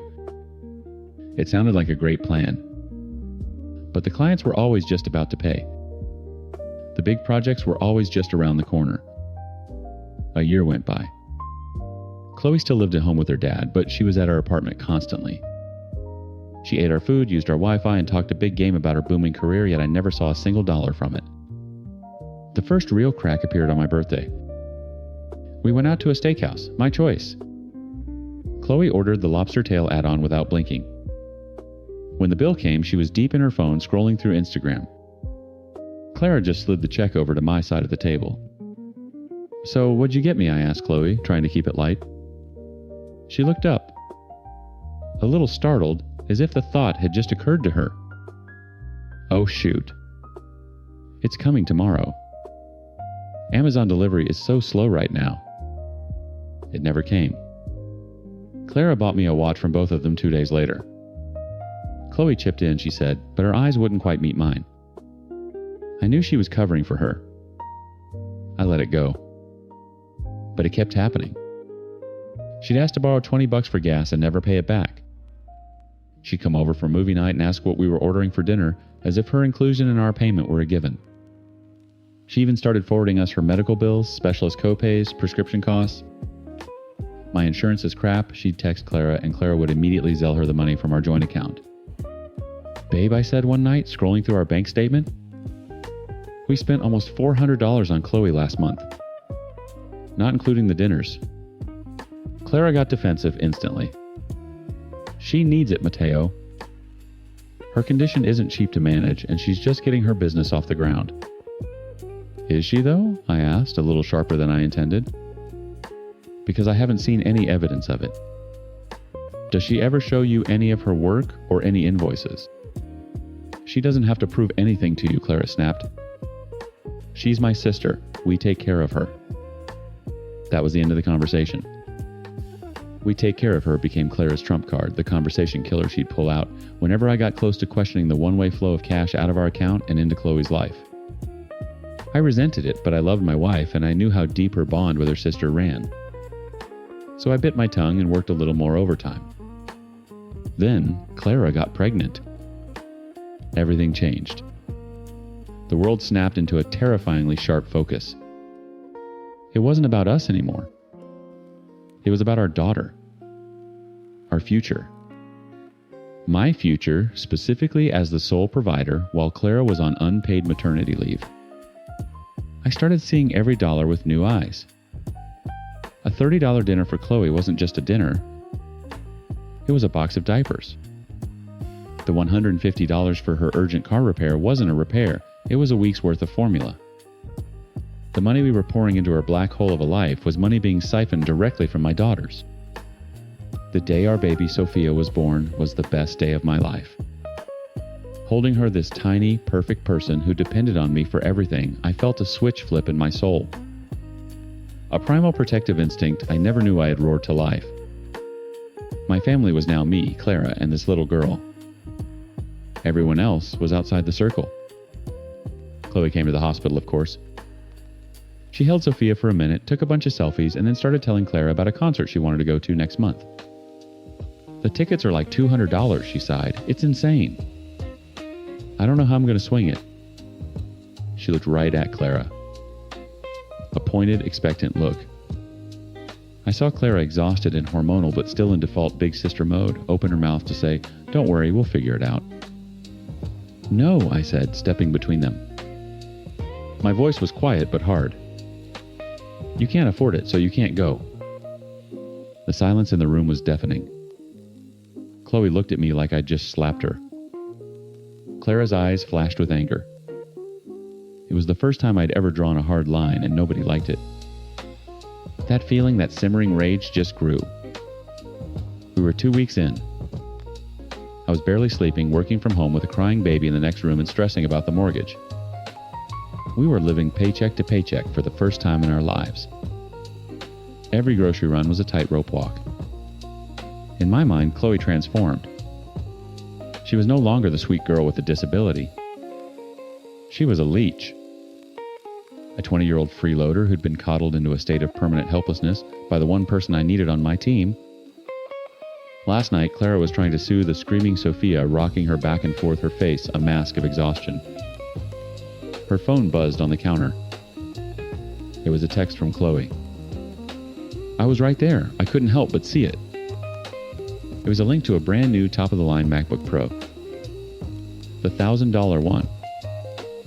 Underneath the message read times. My laptop is being so slow I can't get any work done. Can we get this? I need it for that big Australian client project. Asterisk.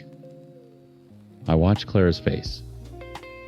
I saw the conflict, the exhaustion, and then the familiar heartbreaking resignation. She typed back times. Let me talk to Mateo. We'll figure something out. Asterisk. That was it. That was the moment something in me broke. The calm, rational part of my brain just shut off, replaced by white-hot fury. She was going to do it. Even now, with our daughter in her arms and our finances in shambles, she was going to find a way to give her sister another $1,000 handout. I watched her put the phone down and turn her attention back to Sophia humming a soft lullaby. My heart was pounding a war drum against my ribs. I stood there for a long moment, the screen of her phone glowing on the dark granite countertop. Then I took a deep breath.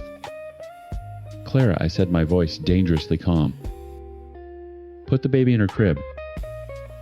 We need to talk, now. Clara's shoulders tensed.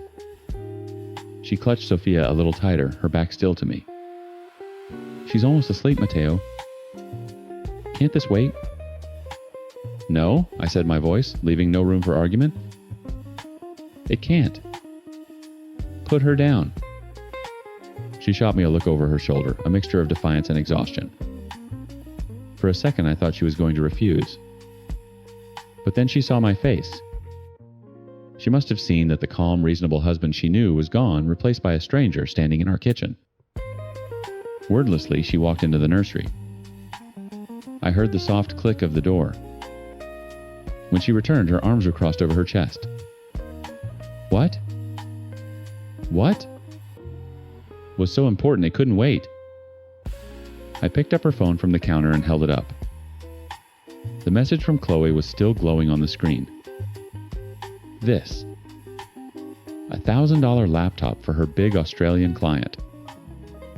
Are you kidding me? Her jaw tightened. She needs it for work, Mateo. Her current one is old. What work, Clara? The question exploded out of me louder than I intended. The imaginary work. The freelance career that hasn't produced a single paycheck in over a year. When are you going to wake up? You're not helping her. You're crippling her. And she's pulling us down with her. That is not fair, she cried, her voice cracking. She has a disability. Things are harder for her. I thought you understood that. I do understand it, I shot back, stepping closer. What I don't understand is why her disability means she's entitled to my paycheck. To Sophia's future. We are barely making it, Clara. I'm looking at our budget every single night, trying to figure out how to stretch it another week. And you're ready to drop $1,000 on a brand new toy for your sister so she can continue to pretend to be a graphic designer. It's not a toy, it's an investment in her future. It's a lie, I yelled, slamming my hand down on the counter. The sound echoed in the small kitchen. It's all a lie. She's not a freelancer. She's a professional freeloader, and you're her number one enabler. Tears welled in Clara's eyes. How can you say that? She's my sister. My sweet sister. The word sweet was like a lit match on gasoline. Sweet. She's a leech, Clara. A 20-year-old parasite who has learned that all she has to do is sigh about how expensive something is, and her big sister will swoop in and pay for it with her husband's money. My husband, she spat her tears, turning to anger. It was our money. No. It's my times money now. I'm the only one earning it, remember? While you're on leave, every single dollar that comes into this house comes from me breaking my back, staying up until 2 a.m, stressing about clients and deadlines, all to support my family. And my family is you and Sophia, not your deadbeat sister. The word hung in the air between us, ugly and final. Clara flinched as if I'd hit her. Her face crumpled. I can't believe you're saying this. I can't believe you're this person. I can't believe you're this blind, I retorted, my voice dropping to a low, cold growl. This stops. All of it. It stops tonight. What are you going to do? She asked, her voice a trembling whisper. Ban her from the house. You can't do that. No. Something much more effective. I took a deep breath, the ultimatum, solidifying in my mind a terrible necessary weapon. You have a choice. Tomorrow, you are going to call Chloe. You are going to tell her the bank is closed. No more money. No more laptops, no more concert tickets, no more covering her bills. You are going to tell her that she is 20 years old and it's time she figured out how to support herself. You tell her to get a real job. Clara stared at me, her mouth slightly open in disbelief. I can't do that to her. It would crush her. Then I'll make the choice for you, I said, the words feeling like ice in my own mouth. If you don't do that, then I'm going to the bank tomorrow morning. I'm taking your name off our joint checking account. I'll open a separate account for you and transfer an allowance for groceries and baby supplies every week. That's it. When you go back to work and start earning your own paycheck again, you can do whatever the hell you want with it. But as long as it's my money supporting this family, not one more cent goes to her. The silence that followed was absolute. It was heavier and more profound than any shouting. Clara's face went from shocked to wounded to utterly devastated. The color drained from her cheeks. She looked at me not as her husband, but as a monster. An allowance, she whispered, the word itself, a poison. You would put me, your wife, the mother of your child, on a times allowance. Times, like a teenager. If that's what it takes to protect our daughter, yes, I said, my heart hammering against my ribs. I felt sick, but I couldn't back down. This was the line. This isn't about protecting Sophia, she said, her voice shaking with a rage so deep it was almost quiet. This is about control. This is about punishing me because you hate my sister. I don't hate your sister, I lied, because in that moment I think I did. I hate what she's doing to us, to you. No. This is you, Mateo. This is all you. She took a shaky step back as if she couldn't stand to be near me. You just threatened to take away my financial freedom 2 weeks after I gave birth to your child. Do you have any idea what you just did? I knew. I knew. It was a catastrophic move, a button you can't unpress. But the dam of my resentment had broken, and this was the flood. In my mind, it was a necessary evil.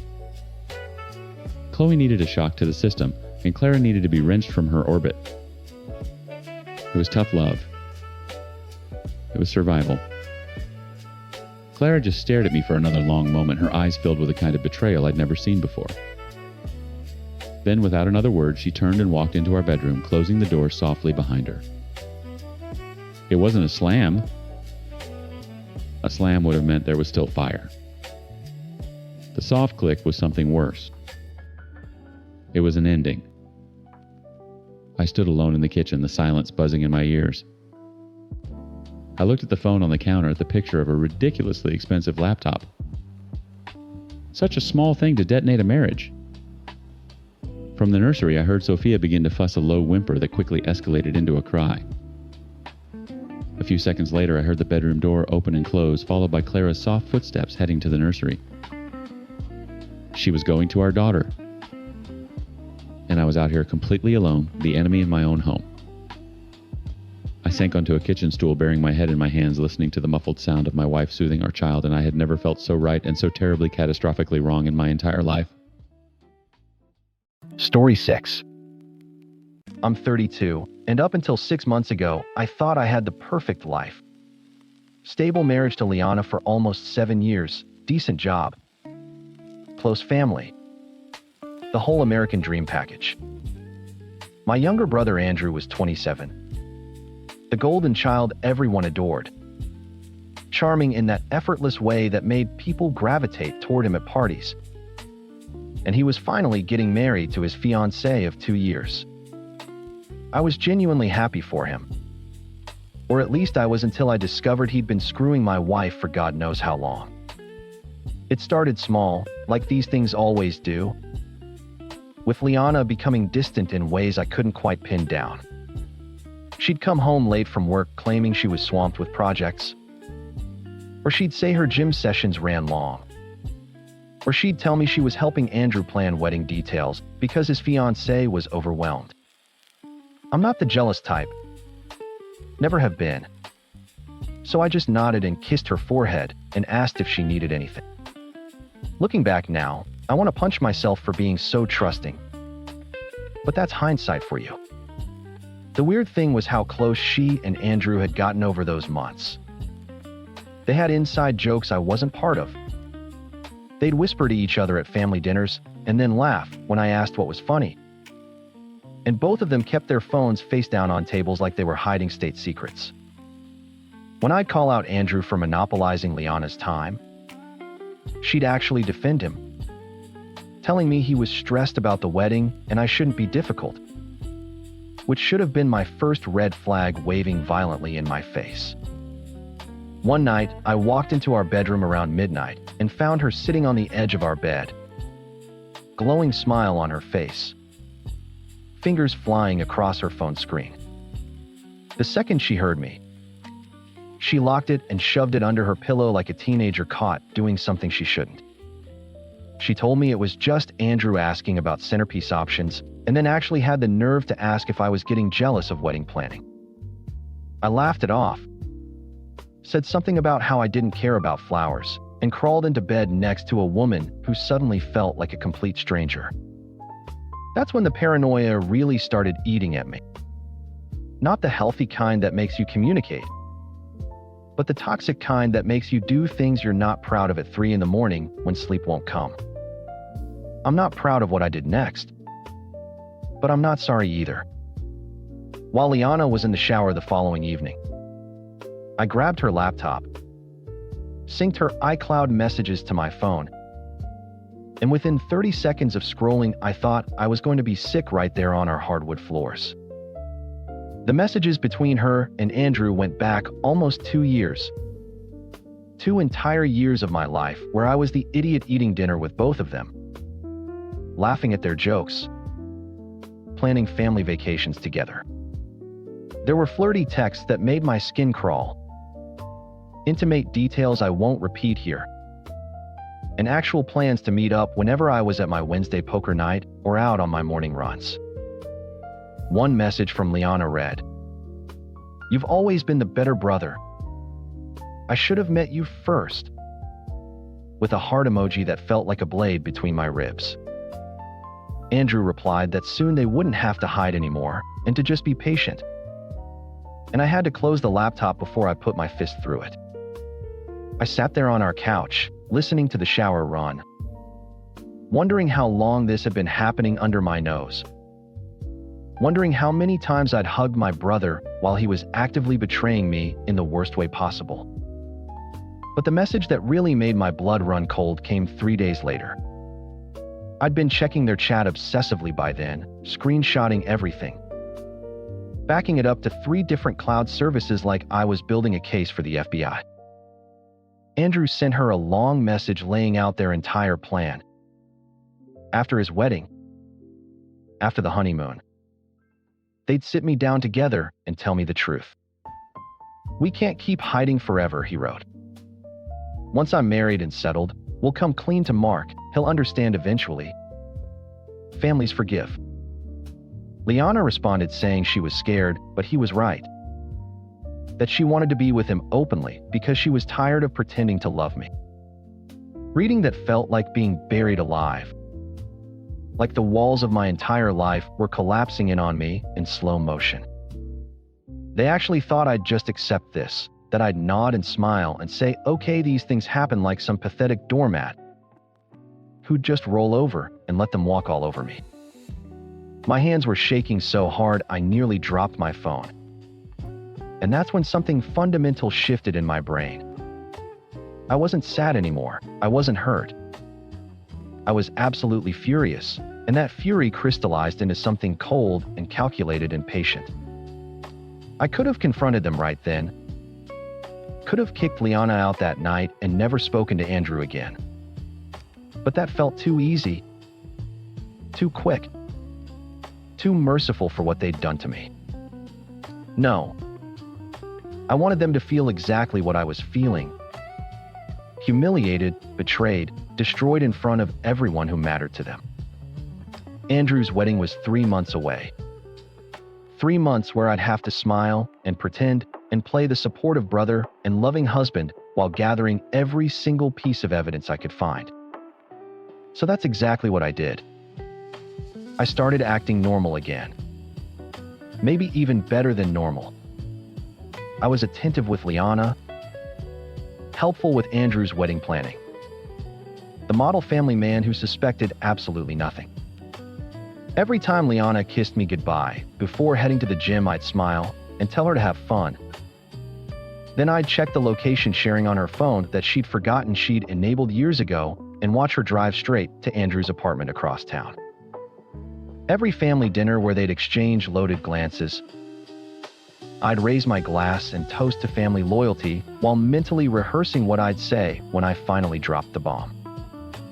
I backed up months of messages, saved photos she'd sent him wearing his clothes in what was clearly his bedroom, documented timestamps of when she was supposedly at work but was actually at his place for hours. I consulted with a divorce lawyer, got my finances separated, moved money into accounts she had no access to, and planned every detail of my exit strategy like I was planning a military operation.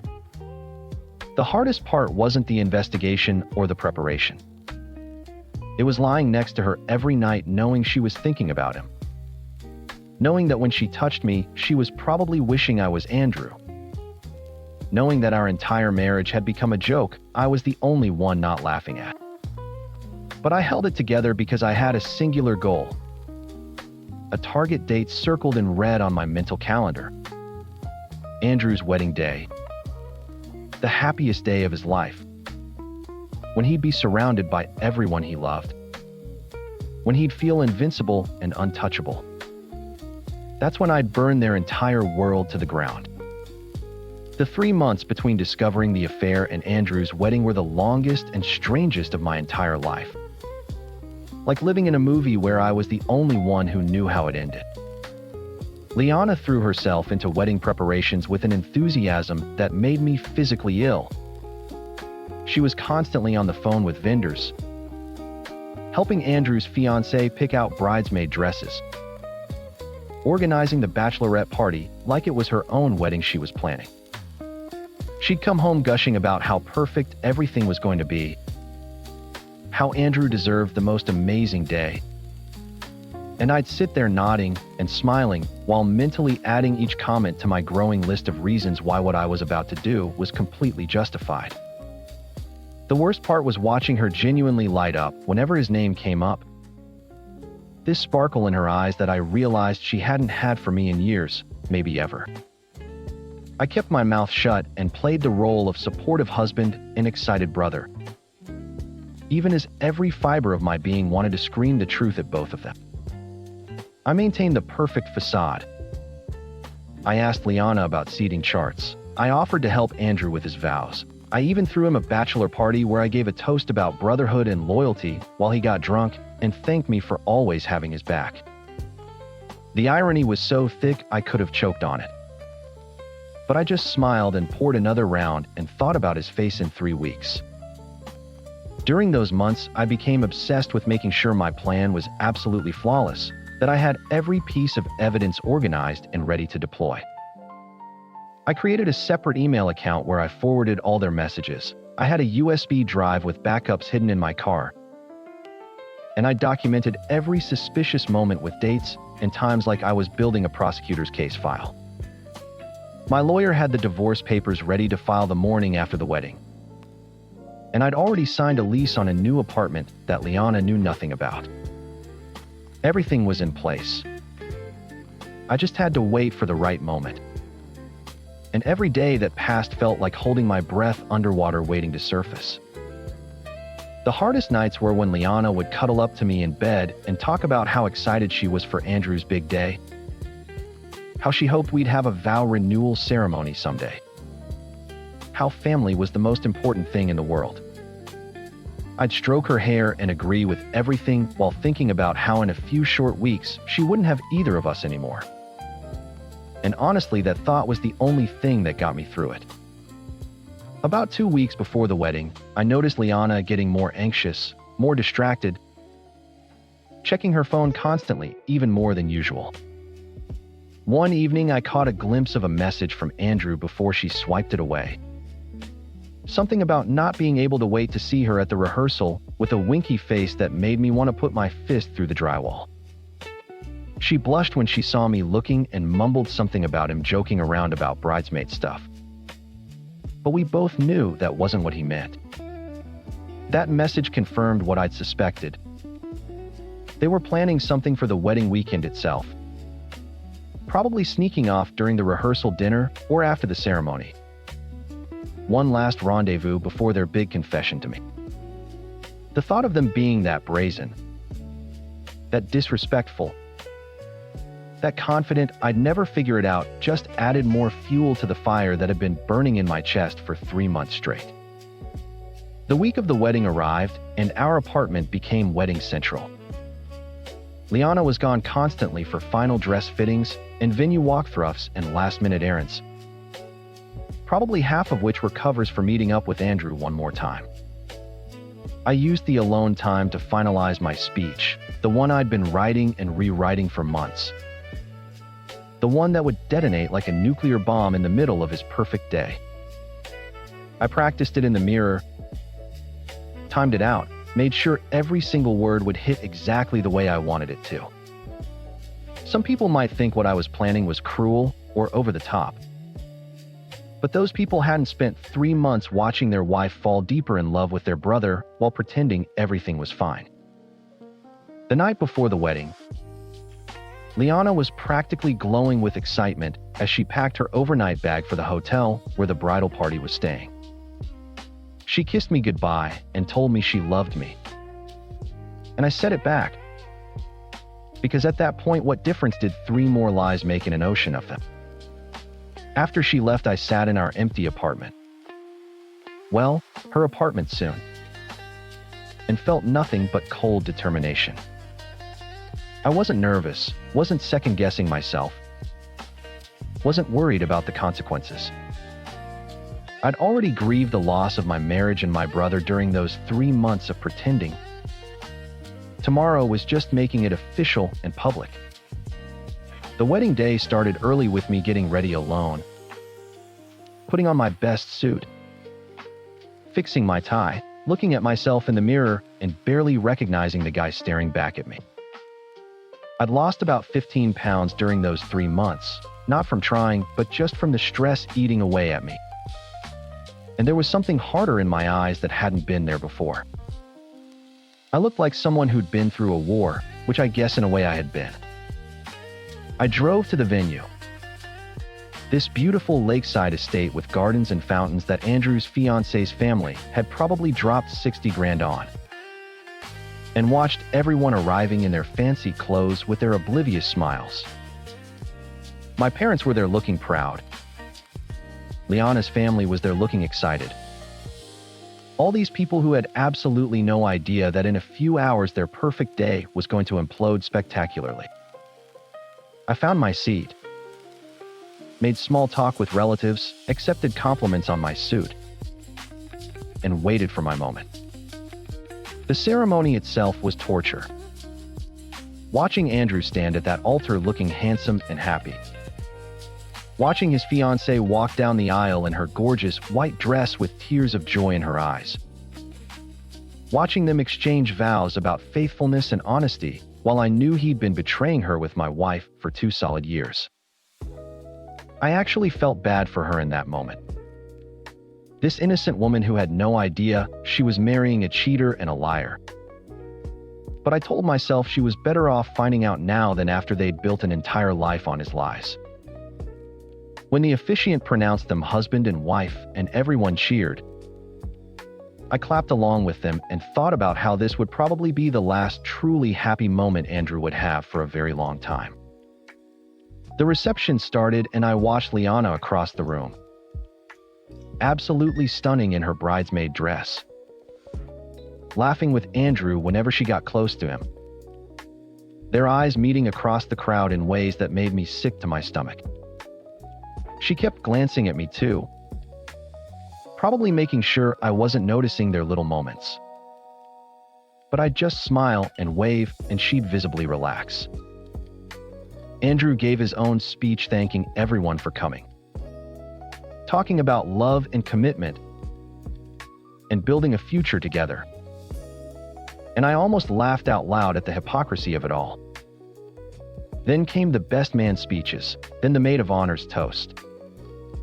And then the DJ announced that the groom's brother wanted to say a few words. This was it. The moment I'd been planning for 3 months, and as I walked up to grab that microphone, I felt calmer than I had in years. I started safe, thanking everyone for coming. Talking about how beautiful the wedding was, saying generic stuff about marriage and partnership that made people smile and nod along. I talked about growing up with Andrew, about family bonds and trust and loyalty. Really laying it on thick while I watched him beam at me from his table where he sat with his new wife. Liana was watching too. Her expression soft and unsuspecting. Probably thinking I was just being a supportive brother. Then I shifted gears deliberately. But you know what's really special about family? I said, my voice still light and friendly. It's that family knows everything about you. They see the real you. The person behind the mask we show the world. People were still smiling, still nodding, not catching the edge creeping into my tone. And sometimes what family sees isn't pretty. I continued, letting my voice get harder. Sometimes family sees betrayal and lies, and people who pretend to love you while stabbing you in the back. The room started getting quiet now. People's smiles fading as they sensed something was wrong. Andrew's face changed. Confusion mixing with the first hints of panic. Liana had gone pale as a ghost. So I want to share with all of you what I've seen over the past 2 years. I said, pulling out my phone. I want to show you the real Andrew. And the real Liana. And the real relationship they've been hiding from everyone in this room. The silence in that reception hall was absolutely deafening as I stood there with my phone in my hand. And I watched the exact moment everyone realized this wasn't going to be a normal wedding speech. I started reading the messages out loud, starting with the tame ones and building up to the really damning stuff. And with each sentence, I could feel the energy in the room shifting from confused to absolutely horrified.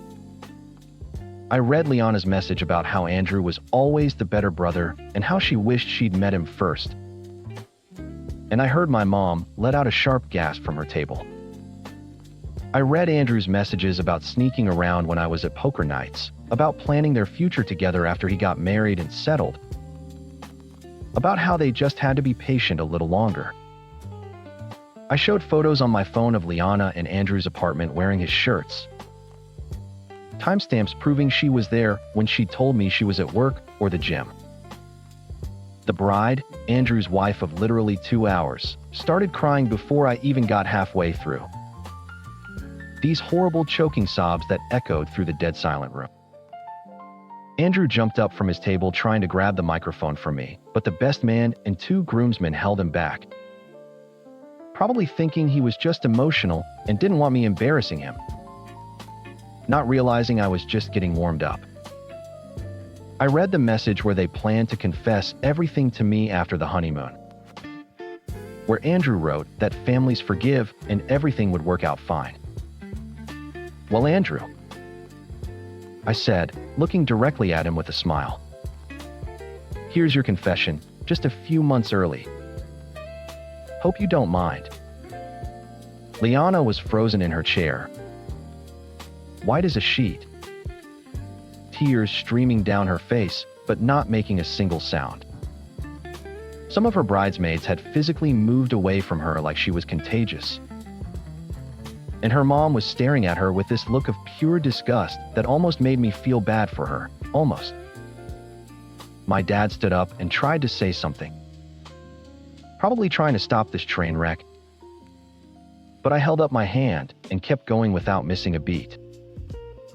I told everyone about the 2 years of lies, the elaborate covers, the planning, the betrayal, every single detail I discovered during my 3 months of investigation. I told them about the nights I'd lain in bed next to Liana knowing she was texting him, about the family dinners where they'd flirted right in front of me, about the bachelor party where Andrew thanked me for being such a great brother while actively sleeping with my wife behind my back. The bride's father stood up and started yelling at Andrew, demanding to know if this was true. And Andrew just stood there with his mouth opening and closing like a fish out of water. Absolutely no words coming out. The bride's mother had her arms around her daughter, who was full-on sobbing now, the beautiful white dress shaking with each cry. And part of me felt genuinely terrible for her because she'd done absolutely nothing wrong except fall in love with the wrong guy. But this was the consequence of Andrew's choices, and she deserved to know who she'd just married before they built an entire life on his lies. I lost my wife and my brother 2 years ago. I said into the microphone, my voice steady despite the absolute chaos erupting around me. I just didn't know it until 3 months ago. And I decided you all deserve to know it too. I set the microphone down on the nearest table with a thud that echoed through the speakers, looked one last time at Andrew's completely destroyed face and Liana's tears, and walked out of that reception hall with my head held high. Behind me, I could hear people shouting, the bride screaming questions at Andrew, my mom crying, general chaos exploding in my wake. But I didn't look back once. Just kept walking to my car and drove away from that disaster feeling lighter than I had in months. The aftermath was absolutely nuclear. Exactly what I'd expected and honestly what they both deserved. The bride filed for annulment immediately. And it was finalized within 3 weeks because apparently you can do that when a marriage is based on fraud and lies. And her family demanded Andrew return every single penny they'd spent on the wedding. Andrew tried calling me probably 100 times that first week, leaving voicemails that ranged from apologetic to angry to absolutely desperate. But I never answered a single one and eventually blocked his number entirely. Liana sent me wall after wall of text messages begging for a chance to explain, saying she loved me and made a terrible mistake and we could work through this. But I'd already filed the divorce papers the Monday morning after the wedding and had my lawyer handle absolutely everything. She tried showing up at our apartment, but found the locks changed and all her stuff boxed up in the hallway with a note telling her the divorce papers were on top of the first box. My parents were devastated, caught between their 2 sons. And while my mom tried to get me to forgive Andrew because family is family, I made it crystal clear that ship had sailed the moment he decided to sleep with my wife. I stopped going to family dinners, stopped responding to group chats, essentially cut off everyone who suggested I was being too harsh or that I should have handled it privately instead of publicly.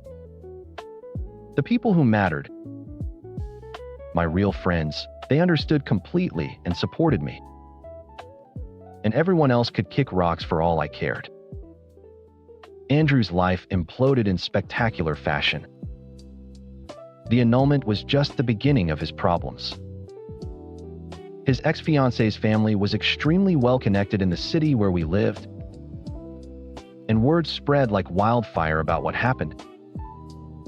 The kind of gossip that moves through social circles and professional networks at light speed. He lost friends who wanted nothing to do with a cheater.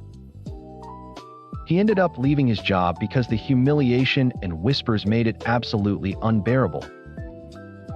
And last I heard through the grapevine, he'd moved back in with our parents because he couldn't afford his apartment anymore without his ex-fiance's income. His social media went completely dark, his entire friend group scattered. And the golden child everyone adored became the cautionary tale everyone whispered about at parties. Liana didn't fare much better from what I heard through mutual friends who I'd asked to keep me quietly updated. Her friends dropped her one by one, not wanting to associate with someone capable of that level of betrayal. And her own family was apparently furious with her for humiliating them in front of everyone they knew. She tried reaching out a few times over the following months. Emails and messages from new numbers I hadn't blocked yet. Always saying the same things about how sorry she was and how she still loved me and wanted me back. The last message I got from her was about 6 months after the wedding. A long rambling text about how she'd made the biggest mistake of her life. And would I please just talk to her for 5 minutes? I wrote back exactly one sentence. You chose my brother over me. And now I choose myself over you. Then I blocked that number too and deleted the entire conversation without a second thought. As for me, I moved into my new apartment and basically rebuilt my entire life from scratch. I threw myself into work and got a significant promotion within 4 months. Started going to therapy twice a week to process everything. Picked up hobbies I'd abandoned during my marriage like playing guitar and hiking on weekends. I found a gym I actually enjoyed and started going religiously. Lost the stress weight and put on real muscle. Got a tattoo I'd always wanted but Liana had said she didn't like. I went on dates when I felt ready. Nothing serious yet, but it felt good to have options. To have women interested in me who didn't know about my past or all the drama. I made new friends through work and hobbies, people who knew me as just Mark. Not Mark the guy whose wife cheated with his brother. The strangest part was how much genuine peace I found in the silence, in not having to pretend anymore. In not walking on eggshells or wondering when the next lie was coming or who she was really texting. People ask me sometimes if I regret how I handled it. If I think the public humiliation was too far. If I wish I'd just confronted them privately and moved on quietly like most people do. My answer is always the same. They had planned to humiliate me by confessing after Andrew's wedding and honeymoon, expecting me to just accept it and forgive them because that's what family does, right? They were going to blow up my entire life on their timeline. In their way, with their carefully prepared narrative. I just beat them to it and controlled the story myself. Simple as that. Did it hurt Andrew's ex-fiancée who absolutely didn't deserve any of this? Yes, and I genuinely feel bad about that part. But she also deserved to know exactly who she was marrying before they built a life and possibly had kids on his foundation of lies. Would I do it again? Absolutely, without a moment's hesitation. Because the alternative was letting them think they could betray me in the worst way possible and face no real consequences for it. A full year later, I'm in the best shape of my life, physically and mentally, making more money than I ever did while married, surrounded by people who actually value me and have my back, and sleeping soundly every night without wondering if the person next to me is thinking about someone else. The betrayal didn't break me like they probably thought it would. It just cleared out all the people who never deserved to be in my life in the first place. Andrew and Liana wanted their perfect fairy tale ending where everyone eventually forgave them and moved on, where they got to be together without facing any real consequences for what they'd done. Instead, they got exactly what they earned: destroyed reputations, broken relationships, social isolation, and the knowledge that their selfish actions cost them absolutely everything that mattered. And me? I got my freedom, my self-respect, my peace of mind, and a life that's finally, genuinely, completely mine. What do you think about this story? Let me know in the comments. Drop a like. Story 7. The first 48 hours with our son were a beautiful, terrifying, sleep-deprived blur. My wife Sarah was a warrior. I was just the guy running on coffee and adrenaline, trying to remember how to swaddle and not screw anything up. We brought him home, this tiny 7-pound miracle, and for one perfect evening it was just the three of us, our little family. We named him Alec. Not Alexander, just Alec. It felt strong, clean, and simple. It felt like him. The next day, the family pilgrimage began. My parents cried, Sarah's parents cried, everyone cooed over Alec, calling his name perfect. Then my sister Chloe arrived. She breezed in, dropped a gift bag on the counter, and peered into the bassinet. "Oh, he's so tiny," she said before looking up at me. "So, Alec. You mean Alex, right?" I smiled, still running on the high of being a new dad. "No, Alec. A-L-E-C. Chloe's face pinched just for a second. It was a look I knew well, the one she got right before offering an opinion nobody asked for. "Oh," she said, the single syllable loaded with judgment. "Okay. Well, you know, everyone is just going to call him Alex anyway. You probably should have just gone with that." Sarah, who was sitting on the couch nursing a cup of tea, shifted uncomfortably. "We liked Alex," she said, her voice quiet. "It's the name we chose, Chloe," I added, trying to sound breezy and final. Chloe just shrugged and changed the subject to the hideous diaper bag she'd bought us. But the damage was done. A tiny crack had appeared in our perfect little bubble. For the next few days, Chloe was cold. Her texts were one-word answers. She ignored a picture I sent of Alec in his first bath. It was classic Chloe sulking. I'd seen it a million times ever since we were kids, and I got the video game console she wanted for Christmas. I figured she'd get over it. It was a stupid thing to be weird about. I was wrong. A week after Alec was born, she called me while I was rocking him to sleep. Sarah was in the shower, her first real break of the day. "Hey, what's up?" I whispered, pacing the nursery. "I need to talk to you about the baby's name," she said, no preamble. My spine stiffened. "Chloe, we're not having this conversation again." "No, you need to listen," she insisted, her voice gaining an urgent, almost frantic edge. "I've been thinking about it nonstop. It's just a dumb name, Connor. I'm sorry, but it is. It sounds incomplete, like you got halfway through Alex and gave up. He's going to have to correct people his entire life." I stopped pacing. Alex stirred in my arms, and I started rocking again, my movements jerky with anger. "It's our son. We chose it. It's done." "But it's not," she said, her voice rising. "It's a mistake. A stupid, trendy mistake, and you shouldn't have chosen it. I'm just trying to save you from future embarrassment." I heard the bathroom door creak open down the hall. "Sarah?" "Chloe, I'm hanging up now," I said through gritted teeth. "I'm just saying what everyone else is too polite to say." I ended the call and shoved my phone in my pocket, my hand trembling. I walked out of the nursery to see Sarah standing in the hallway wrapped in a towel, her face pale. She'd heard. I saw it in her eyes, that flicker of doubt, that fresh wave of anxiety that was already consuming her. The postpartum anxiety had hit Sarah like a truck. She was barely sleeping, even when Alec was.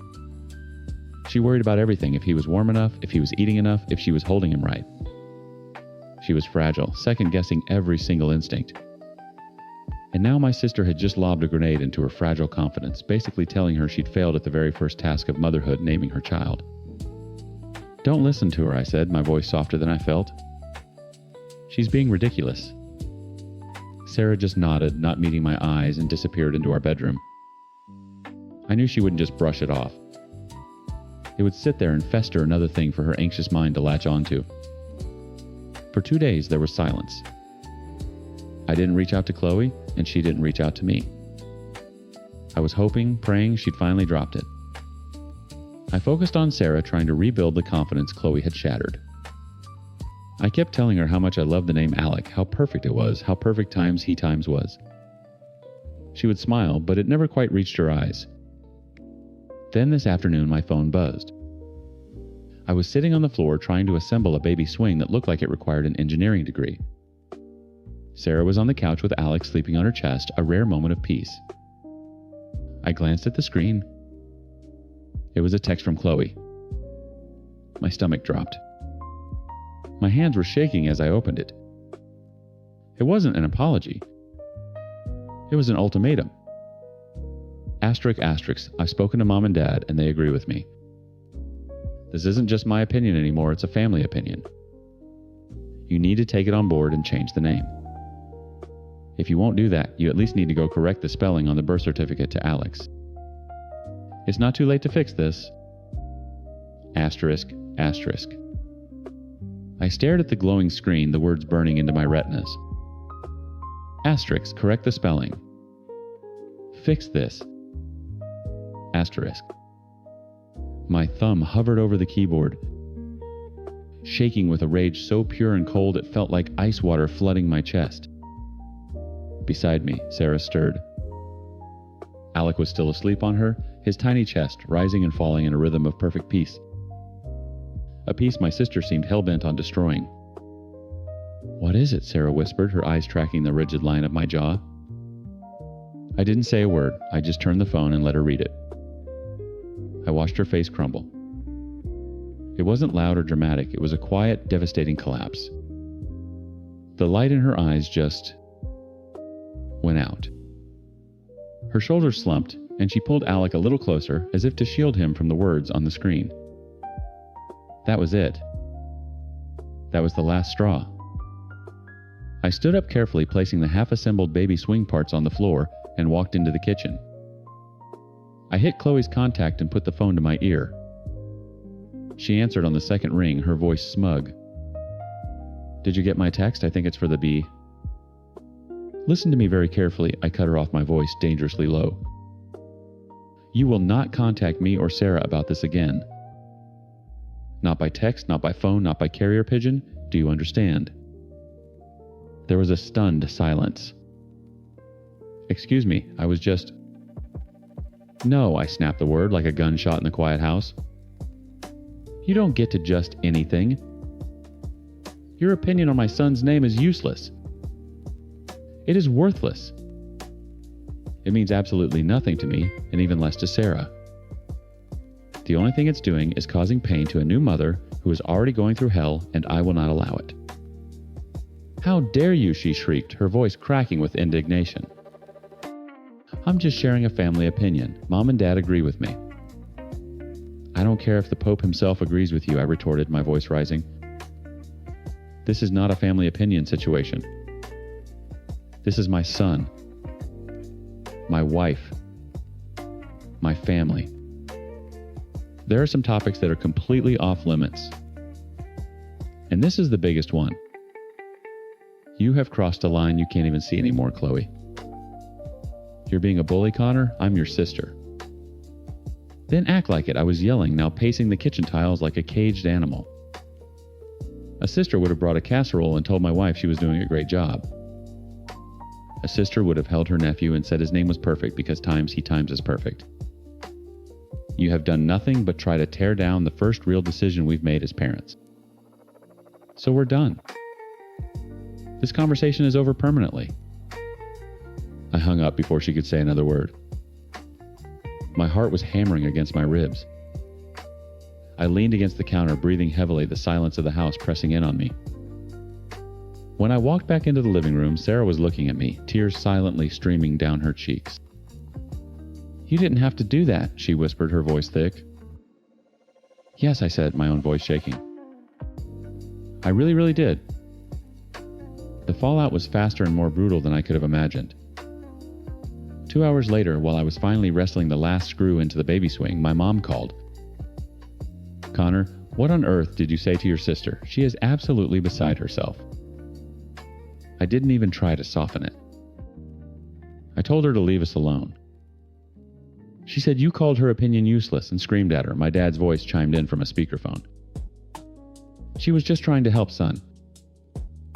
We all think Alec is a bit unconventional. Alex is just a stronger name.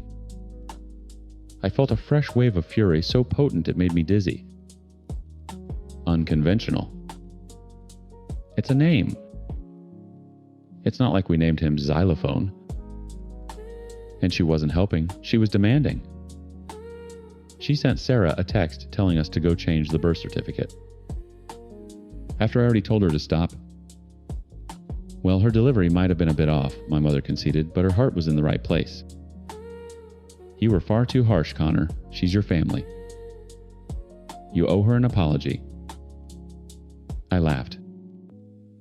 It was a hollow, ugly sound. An apology? Are you kidding me? You want me to apologize for defending my wife and my son?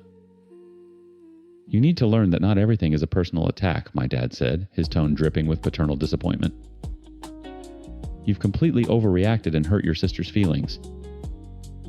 Frankly, we're very disappointed in you. Disappointed. The word hit me like a physical blow. They weren't disappointed in Chloe for her cruelty, for her relentless harassment of a woman struggling with postpartum anxiety. They were disappointed in me for standing up to it. Okay, I said, my voice flat and dead. I see how it is. I have to go. Alec needs a diaper change. I hung up on them too. I didn't have the energy for another fight. I stood there in the living room, the garish, colorful baby swing finally assembled a monument to a life that was supposed to be joyful, but now felt like a battlefield. My own parents. They had sided with her. I was completely on my own. That night I couldn't sleep. I lay in bed listening to the soft breathing of my wife and son. Sarah had finally fallen into a deep, exhausted sleep. I watched them for a long time, this perfect little unit I had fought for, and a corrosive doubt began to creep in. Was I too harsh? Did I overreact? The words my dad said echoed in my head. Asterisk, you've hurt your sister's feelings.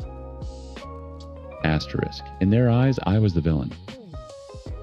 I was the one who broke the peace, not Chloe. They had me questioning my own reality, my own justifiable anger. I slipped out of bed and went to the living room, the glow of my laptop screen cutting through the darkness.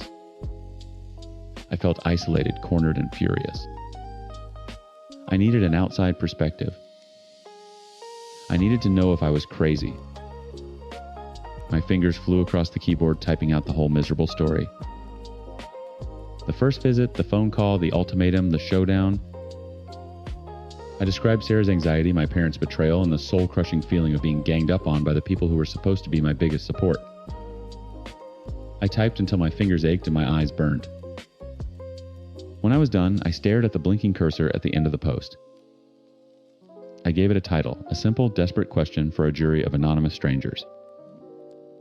Am I the bad guy for telling my sister her opinion on my son's name is useless and worthless? I took a deep breath. And I clicked post. Story 8. Hello. My girlfriend laughed and said, "If my ex texted me right now, I'd drop you instantly." Everyone at the table laughed. I smiled too. Moments later, her phone buzzed, a public announcement of my promotion lighting up her screen. I stood up, left without a word, and let the silence do what no reply ever could. We were at a crowded rooftop bar downtown, the kind with overpriced cocktails and string lights meant to make everything feel lighter than it actually is. Her friends were there. A couple of her coworkers. People I'd spent months trying to fit in with. I was standing next to her, arm loosely around her waist, thinking the night was going fine. Then someone brought up her ex. Not in a serious way. Just one of those lazy, half-drunk, remember when comments. Her friend grinned and asked, "Be honest. If he texted you right now, what would you do?" She didn't even hesitate. "If my ex texted me right now," she said loudly, smiling, "I'd drop him instantly." She nodded toward me like I was a prop. Everyone laughed. I laughed too. That's the part that still bothers me. I smiled, raised my glass, played along like it was just a joke. Like my stomach hadn't just tightened. Like she hadn't reduced me to something disposable in front of a crowd. For context, I'm 32M. She's 29F. We'd been together 2 years. Lived together for 8 months. I paid most of the rent because she was figuring things out. I supported her career complaints, her late nights, her constant comparisons to people doing better than both of us. She loved to say she was just brutally honest. I'd learned that was her excuse for being cruel. Someone else joked, "Damn, savage," and she shrugged. What? I'm just saying. He knows where he stands. I nodded again, still smiling. Inside, something went quiet. That's when her phone buzzed. She glanced down, her smile flickering for half a second before she laughed again.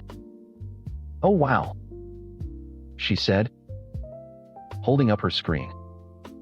"Your company just posted about your promotion." People turned toward me, suddenly interested. "Wait, you got promoted?" someone asked. I hadn't even seen the post yet. She looked at me, amused. "Guess you're not as replaceable as I thought." More laughter. I didn't check my phone. I didn't say anything. I finished my drink, set the glass down carefully, and stepped away while everyone was distracted. I left without a word. Because sometimes silence doesn't argue. It concludes. I didn't go far that night. Just down the street, past the noise and the laughter, until the music faded into traffic and my phone finally felt heavy in my pocket. I checked the post then. There it was. My company's LinkedIn page. A photo from a conference months ago. My name. New title. A paragraph about leadership, trust, and long-term vision. Dozens of likes already. Comments from coworkers, mentors, even my boss. Congratulations. Well deserved. Proud of you. I stared at it longer than I should have. Not because of the promotion. I'd known it was coming. But because of the timing. The irony felt deliberate, even though I knew it wasn't. I went home late. She was already there, sprawled on the couch, shoes kicked off, scrolling her phone. "Hey," she said without looking up. "Why'd you disappear?" "I left," I said. She smirked. "Don't be dramatic." Everyone was having fun. I didn't respond. I set my keys down, took off my jacket, and went to the kitchen. She followed a minute later, leaning against the counter with that look she got when she wanted to be entertained. "You okay?" she asked. Fake concern layered over irritation. You got really quiet after the joke. It wasn't a joke, I said. She laughed.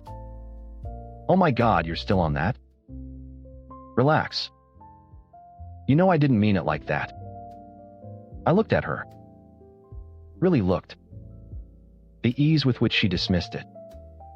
The way she expected me to swallow it like I always did.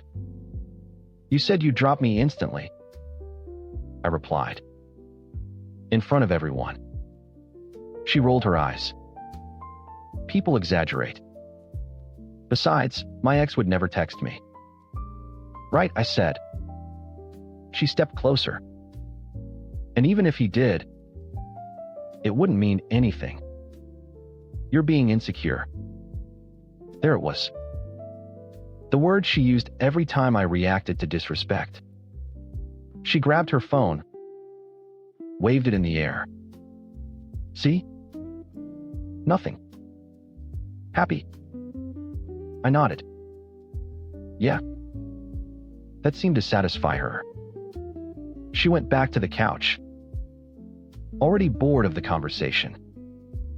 That night, lying in bed next to her, I replayed the laughter.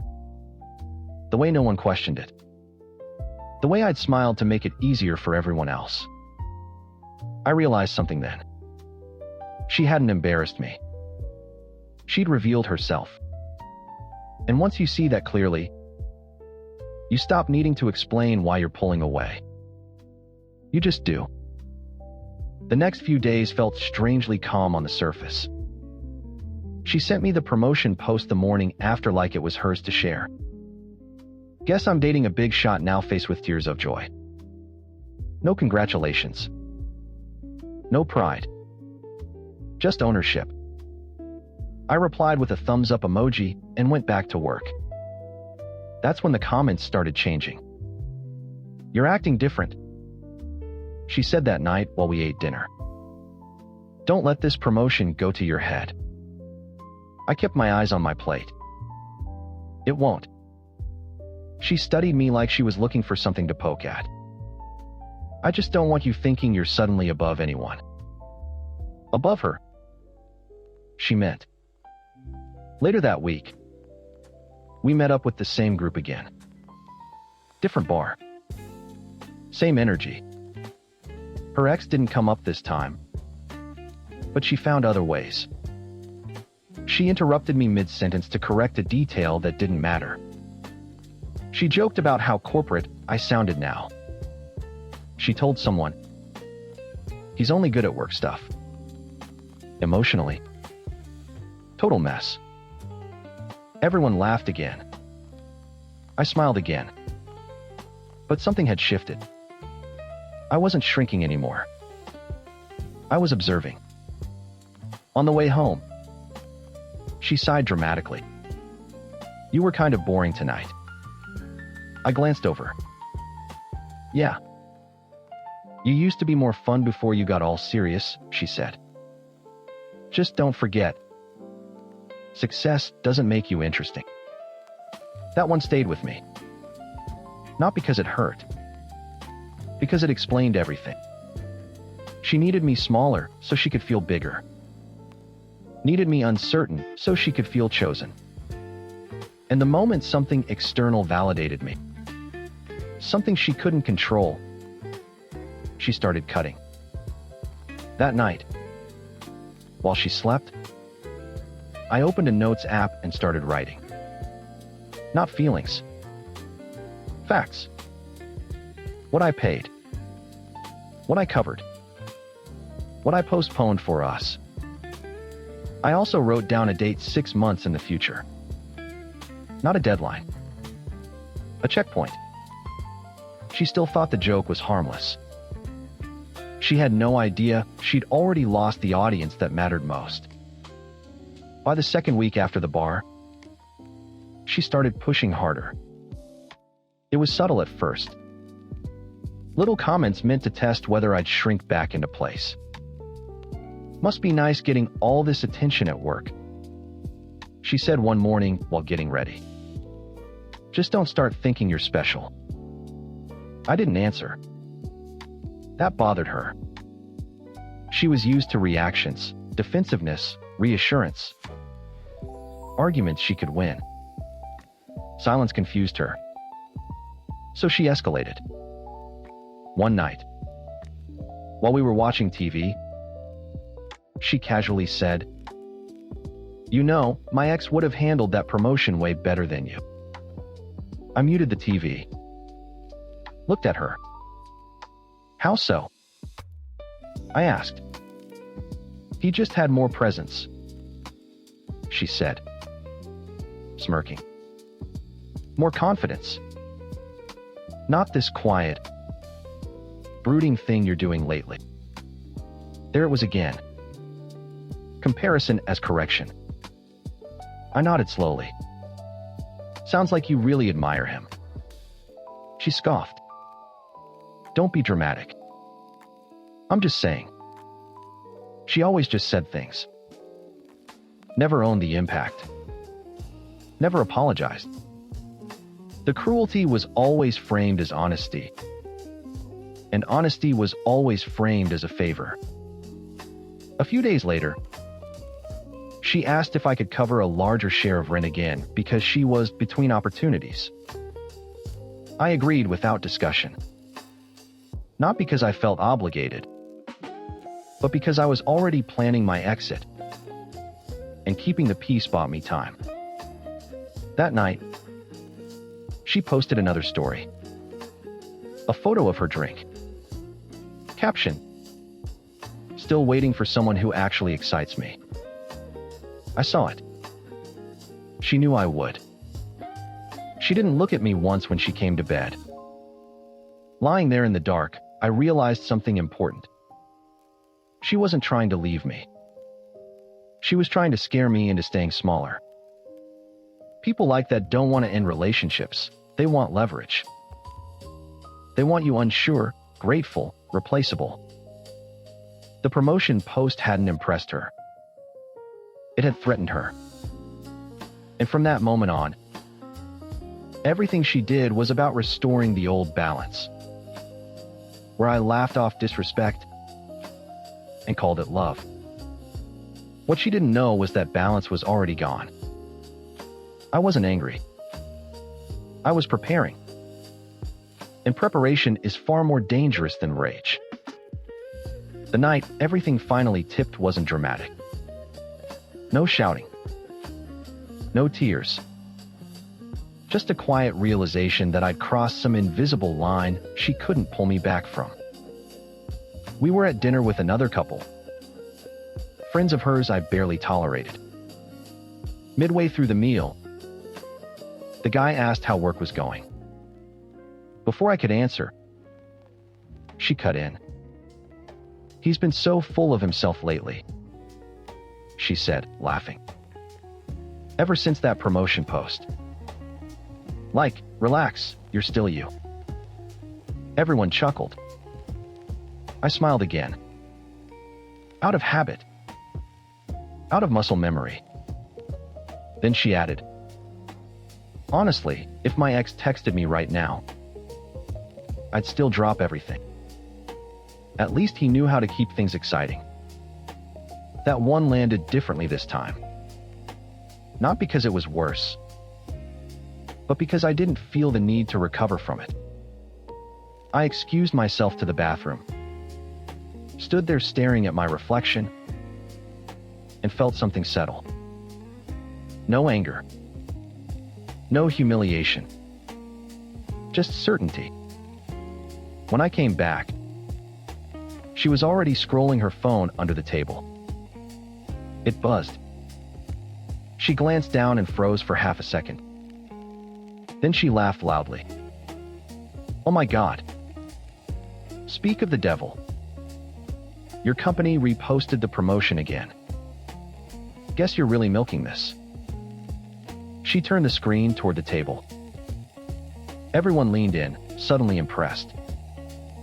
"Damn," someone said. "That's huge." She looked at me, smirking. "See? Guess I picked someone right after all. That was the moment. I stood up, calmly, placed my napkin on the table, and said nothing. She frowned. Where are you going? I'm heading out, I said. Seriously? She scoffed. Over a joke? I didn't answer. I didn't look back. I walked out into the night air feeling lighter than I had in months, knowing something she didn't yet understand. I'd already outgrown the version of myself she still thought she controlled. And silence, real silence, was about to teach her a lesson no argument ever could. She didn't text me that night. That's how I knew it bothered her. Normally, if I walked out or went quiet, my phone would blow up with messages, half accusatory, half needy. That night, nothing. Just silence. Strategic silence. The kind meant to punish. I let it work. The next morning, she finally messaged me like nothing had happened. You left your charger here. Also, don't be weird about last night. No apology. No question. Just an expectation that I'd fall back into place. I replied, keep it. That was new. When I got home that evening, she was already annoyed. Sitting on the couch, arms crossed, TV on mute. So we're doing the passive-aggressive thing now? She asked. No, I said, setting my keys down. We're doing the honest thing. She scoffed. Oh, please. You walked out to make a point. I walked out because I was done being the punchline. She laughed, sharp and dismissive. God, you're so dramatic lately. You really think you're irreplaceable now? I didn't answer right away. I just looked at her. That unsettled her more than anything. You know, she continued, leaning forward, confidence looks bad on you. You should be grateful I put up with your moods. That was it. The line she crossed without realizing there was no return from it. I am grateful, I said calmly. Just not for you. Her mouth opened, then snapped shut. Over the next few weeks, I pulled back in ways she couldn't accuse me of directly. I stopped covering her extras, stopped adjusting my schedule, stopped explaining where I was or why I was late. I worked relentlessly. Early mornings, late nights, weekends. I poured everything into building something solid, something that didn't rely on her approval or tolerance. She complained constantly. You're never around. You don't care anymore. You're acting single. She wasn't wrong. What she didn't know was that every quiet hour I spent working was moving me further away from her reach. She thought I was sulking. I was positioning myself. And by the time she realized the difference, it was already too late. The first crack showed when she realized silence wasn't pulling me back. It had been almost 3 weeks since I walked out of that dinner. 3 weeks of me coming home late, leaving early, and answering her questions with fewer and fewer words. I wasn't cold. I was neutral. And that drove her insane. You don't even fight anymore, she snapped one night while I was putting on my jacket. Do you even care if I leave? I paused, genuinely thinking about it. I care, I said. I just don't panic. That wasn't the answer she wanted. She started trying a different angle after that. Suddenly, she was affectionate. Compliments she'd never given before. Touches that felt rehearsed.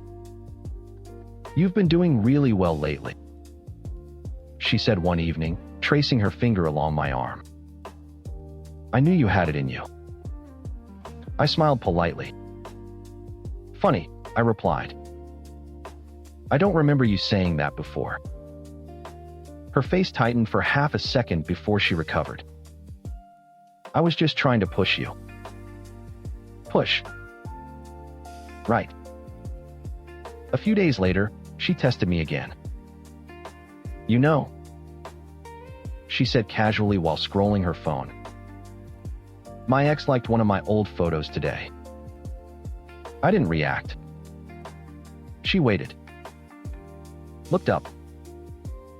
"Aren't you going to ask about it?" "No," I said. "Why would I?" That scared her. For the first time, I saw uncertainty replace arrogance. Because indifference can't be negotiated with. You can't guilt it. You can't provoke it. You can't shame it. That night, while she slept, I packed a small bag and left it in my trunk. Not to leave yet. Just to be ready. The next morning, my company announced another internal post. New project lead. Bigger scope. Bigger visibility. My phone buzzed nonstop. Hers didn't. She saw it anyway. She always did. When I got home, she was sitting at the table, unusually quiet. "So," she said finally, "guess things are really happening for you." "Yeah," I replied. "They are." She nodded slowly, then said the one thing she didn't realize was already too late. "Just don't forget who was there before all this." I looked at her and thought, I haven't forgotten. That's exactly why I was leaving. I didn't leave that night. Not because I hesitated, but because timing matters when you're dealing with someone who needs control. I wanted the absence to land clean, not feel like a reaction. Over the next month, I became a ghost in my own apartment. I stopped sharing my schedule. Stopped updating her on work. Stopped reacting when she baited me. She noticed everything. "You're hiding things," she accused one morning. "People don't just change like this." "They do," I said. "When they're done explaining themselves." That answer rattled her. She started spiraling in smaller, messier ways. Picking fights over dishes. Over tone. Over nothing. Then switching to affection the moment it didn't work. One night, she snapped completely. "You think you're better than me now, don't you?" she said. Eyes sharp. "Ever since that promotion post." "No," I replied. "I think I finally stopped believing I was worse." She went silent. A few days later, I signed the lease on a new place. Quiet building. Closer to work. No drama. No history. I moved my important things first: documents, clothes, laptop. I left the rest for later. The night before I officially moved out, she tried one last time. "You know," she said, lying next to me in bed, "people don't just walk away from something real." I stared at the ceiling. "They walk away from disrespect all the time." She didn't reply. The next morning, I left early. No note. No announcement. Just my keys on the counter and my life already in motion. She called later that day. I didn't answer. Because some lessons don't need closure. They need space. And silence was about to do what no argument ever could. She didn't handle the silence well. 3 days after I moved out, my phone started lighting up. First texts, then calls. Then calls from numbers I didn't recognize. Where are you? This is childish. You don't get to disappear like this. I didn't respond. A week later, she changed tactics. I'm worried about you. We should talk like adults. I miss us. That one almost sounded convincing. If you ignored the months of disrespect that came before it. I heard from mutual friends that she was spiraling. Telling people I'd changed. That I'd let success go to my head. That I abandoned her right when things got good. She left out the jokes. The comparisons. The night she laughed about dropping me for her ex. Funny how selective memory gets when consequences show up. Then came the call I didn't expect. She called from her work phone. I answered out of curiosity. She was crying immediately. I didn't think you'd actually leave, she said between sobs. You didn't even fight. I did fight. I replied calmly. Just not for you. That made her angry fast. So what? You think you're better than me now? She snapped. You think this promotion makes you untouchable? No, I said. I think it showed me what I was tolerating. She went quiet. Then her voice softened again. If my ex texted me now, I wouldn't answer. I swear. I almost laughed. That wasn't the problem, I said. The problem was you wanted me to hear it. She begged then. Actually begged. Promised she'd change. Said she was joking. Said everyone jokes like that. I looked out the window of my new place at the city lights. Quiet. Steady, peaceful. I believe you could change, I said honestly. I just don't need to stay to see it. She hung up without saying goodbye. That was the last time we spoke. Because by then, the silence wasn't punishment anymore. It was protection. I saw her one last time about 2 months later. It wasn't planned. It never is. I was at a small industry mixer. Nothing flashy, just drinks, quiet conversations, people talking shop. I was there with someone new. Not as a statement. Not to prove anything. Just because life had kept moving and I'd let it. She spotted me across the room. I knew immediately by the way her posture stiffened. She walked over slowly, eyes flicking between me and the woman beside me. My new girlfriend smiled politely, completely unbothered. That alone said more than any words could have. So, my ex said, forcing a laugh, guess everything worked out for you. Yeah, I replied. It did. She nodded, swallowing. I didn't think you'd actually leave like that. Without saying anything, I thought about the bar. The laughter. The way she'd made me the punchline and expected me to play along. I said everything I needed to, I said. Just not out loud. She looked down. For the first time, she didn't have a comeback ready. No joke. No comparison. No weaponized honesty. I didn't think silence would hurt more than yelling, she admitted quietly. I met her eyes. It usually does.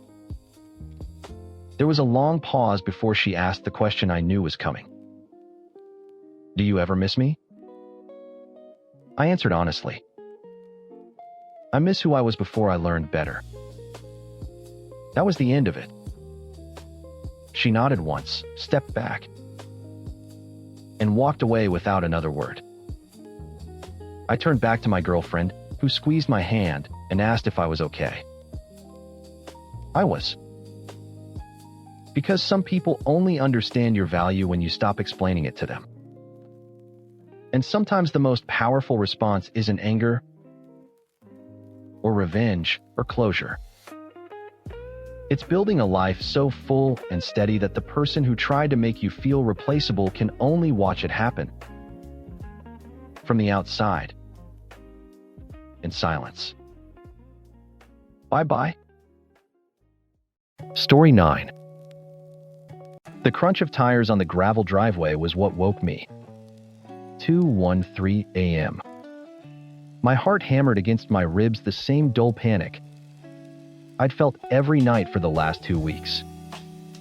I swung my legs off the couch, the cheap fleece blanket pooling at my feet. I'd been sleeping there waiting up, pretending I was just watching TV. A lie I told myself so I didn't have to admit my wife was out with someone else. The front door opened. Not with the usual jingle of keys and a tired sigh, but with a clumsy fumbling, a muttered curse, and the heavy thud of the door bumping against the frame. Sarah stood there silhouetted by the porch light. She swayed slightly, her purse dangling from her wrist like a dead weight. The air that rolled in with her was thick with the smell of cheap Chardonnay and a man's cologne I didn't recognize.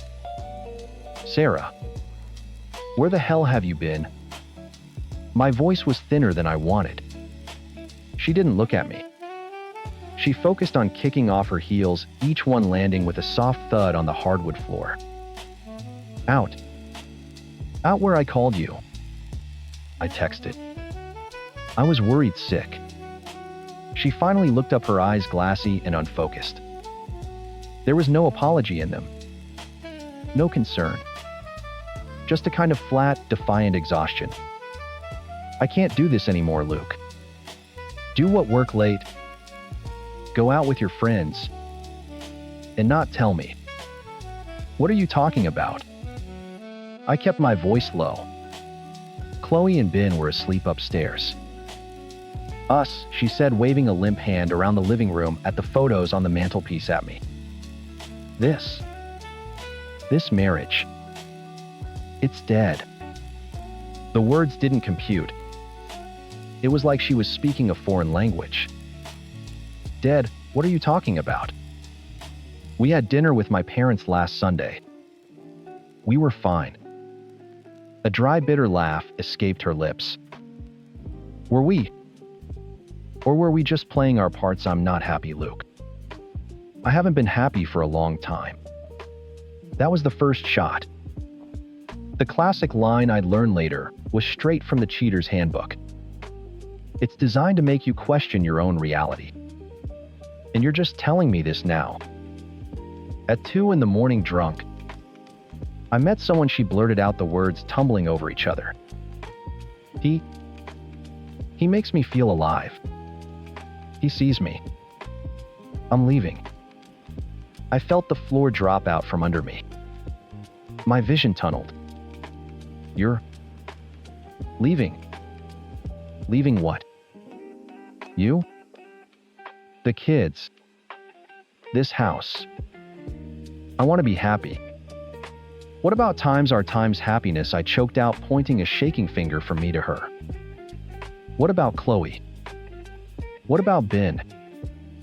They're 5 and 8, Sarah. They need their mother. Her face hardened into a mask of cold resolve. They'll be fine. They're resilient. It's better for them to have a happy mom living somewhere else than a miserable one living here. She was a stranger. My wife of 10 years, the woman I'd held while she gave birth to our children, was gone. In her place was this hollowed-out replica speaking in soulless self-help cliches. The affair fog. I didn't have a name for it then. All I saw was a monster.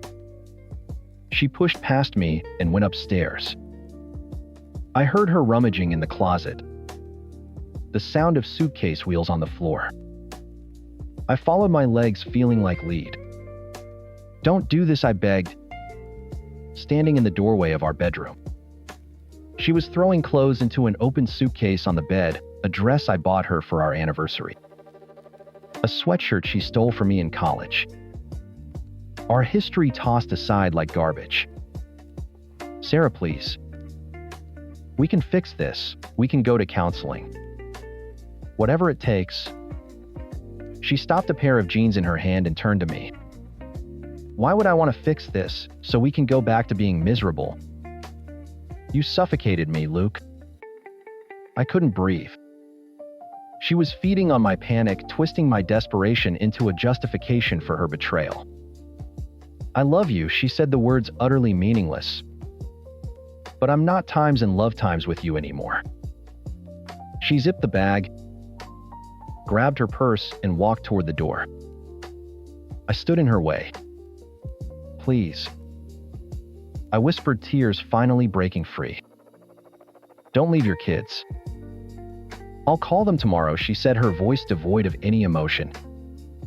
She looked right through me. "Move." I didn't. I couldn't. She sighed a sound of pure annoyance and simply pushed me aside. Not a hard shove, just a firm, dismissive pressure on my shoulder that sent me stumbling back a step. It was so casual, so final. I watched from the window as her taillights disappeared down the street. D-Day. The day the world ended. The next month was a blur of humiliation. I was a textbook case. I called. I texted. I left long, rambling voicemails that started with anger and always ended with me pleading. Each call that went to voicemail, each text that was met with a curt one-word reply was a fresh stab in the gut. Asterisk. Please. Just talk to me. Asterisk. I'm busy. Asterisk. The kids are asking for you. Asterisk. Asterisk, asterisk. Tell them I'll call later. Asterisk, asterisk. Asterisk. I miss you. We can get through this. Asterisk. Redate. 1:04 p.m. She'd swing by the house at random times to get more of her things. She never called first. She'd just appear a ghost in her own home, walking through the rooms with a chilling detachment while I followed her like a lost dog begging for scraps of affection. "How can you do this?" I asked one afternoon, watching her pack a box of books. 10 years. How can you just throw it all away? She didn't even look up. It wasn't all a waste, Luke. We got the kids out of it. The kids. She talked about them like they were a consolation prize from a failed business venture. She wasn't a mother anymore. She was a warden on a weekend pass. She saw them when it was convenient for her, parading them around her new exciting life for a few hours before dropping them back into the wreckage she'd created. My friends told me to stop. My mom told me to get a lawyer. But I couldn't. I was convinced that if I just said the right thing, found the right combination of words, the Sarah I knew would snap out of it. She was in there somewhere behind the fog. The final straw came on a rainy Tuesday, exactly 1 month after she left. I'd found out from a mutual friend where he lived. A generic apartment complex across town. Driving there was the single stupidest thing I've ever done. My hands were slick on the steering wheel. My stomach a knot of dread and pathetic, stubborn hope. Her car was there. A knot of relief and nausea tightened in my gut. She was real. This was real. I walked up to the third-floor apartment, the rain soaking through my jacket. I could hear faint music from inside. I knocked. My heart was a drum against my ribs. The door opened. It was her. She was wearing one of my old band t-shirts and a pair of yoga pants. Her hair was messy. She wasn't smiling, but she looked calm, peaceful. The sight of it broke me. "Luke, what are you doing here?" Her voice wasn't angry. It was just tired, annoyed. Like I was a delivery guy with the wrong address. "I had to see you," I said, my own voice cracking. "Sarah, please. I'm begging you. One last time. Come home. We can fix this. I'll do anything." From behind her, a man appeared in the doorway. He was tall, nondescript, and holding a coffee mug. One of ours. The one Chloe had painted for me for Father's Day, with a crooked smiley face and the word Daddy on it. He looked at me, then at Sarah, a smug little smirk on his face. Sarah didn't even flinch. She just looked back at me, her eyes as cold and gray as the storm clouds overhead. "You need to leave," she said, her voice flat. "You're embarrassing yourself." She started to close the door. "Sarah, wait," I cried, putting a hand out. She stopped. The door cracked open just enough for me to see her face. For a second, I thought I saw a flicker of something. Pity, remorse. "You know," she said, her voice dropping to a conspiratorial whisper, "the hardest part of all this was the first night. But after that, after I left you and the kids and the house, I haven't thought about you once. It's been so quiet." Then she shut the door. The definitive click of the deadbolt sliding into place echoed in the empty hallway. It was the loudest sound I had ever heard. I stood there in the silent beige hallway for a full minute. The rain-soaked jacket felt heavy cold. But I wasn't cold. I wasn't anything. The sound of that deadbolt was the sound of a switch being flipped. The part of my brain that had been screaming, pleading, and hoping for a month just went silent. It's been so quiet. I walked back to my car, got in, and sat there as the rain drummed on the roof. I didn't cry. I didn't punch the steering wheel. I took out my phone, found her contact, and pressed delete. Then I blocked the number. The drive home was different. I saw the traffic lights. I noticed the stores. The fog in my head was gone, replaced by a crystalline, razor-sharp clarity. She hadn't been a victim of some magical affair fog. She was just selfish. The man with my daughter's coffee mug wasn't a soulmate. He was an accessory. And I wasn't a husband fighting for his marriage. I was a fool begging his abuser for another chance. I got home, walked straight into the kitchen, and called my mom. "I'm done," I said before she could even say hello. "Oh, honey, I'm so sorry." "Don't be," I said. "I'm not. I need the name of that lawyer you mentioned." The next morning, I was in a high-back leather chair across from a man named David Chin. He was all sharp angles and sharper questions. "What's your ideal outcome?" he asked. "The house. Full physical custody of my children. She abandoned them."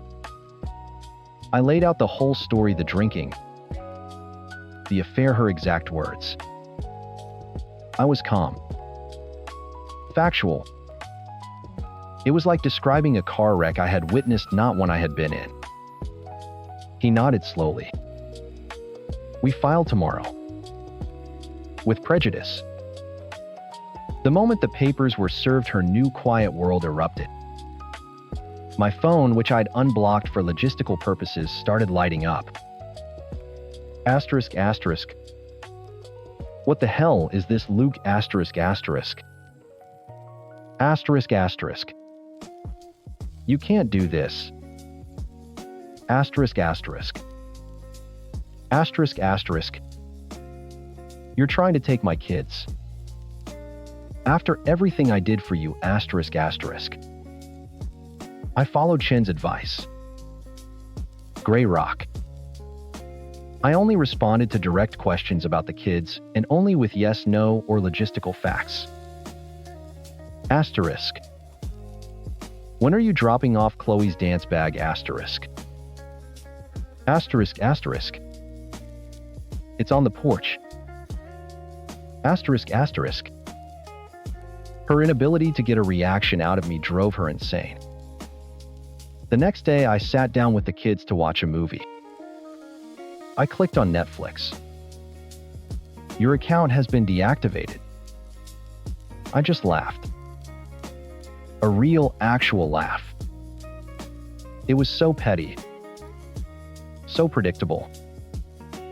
She couldn't control me anymore. So she was trying to control my streaming services. I signed up for a new account under my own email. It took 3 minutes. The first time we had to meet in person was at the bank. Her name had to be taken off the mortgage. I got there first, sat at the long mahogany table in the conference room. I wore a suit. I felt powerful in it. She walked in 5 minutes late wearing jeans and a stained sweatshirt. The affair energy, that manic glow she'd had, was gone. She looked tired. Her eyes darted around looking for an angle. A weakness. She found none. Luke, she said, her voice trying for a softness that wasn't there. Sarah, I replied, not looking up from the documents in front of me. The loan officer went through the paperwork. It was a tangible consequence. This house times our times house was no longer hers. Her signature was a final act of surrender.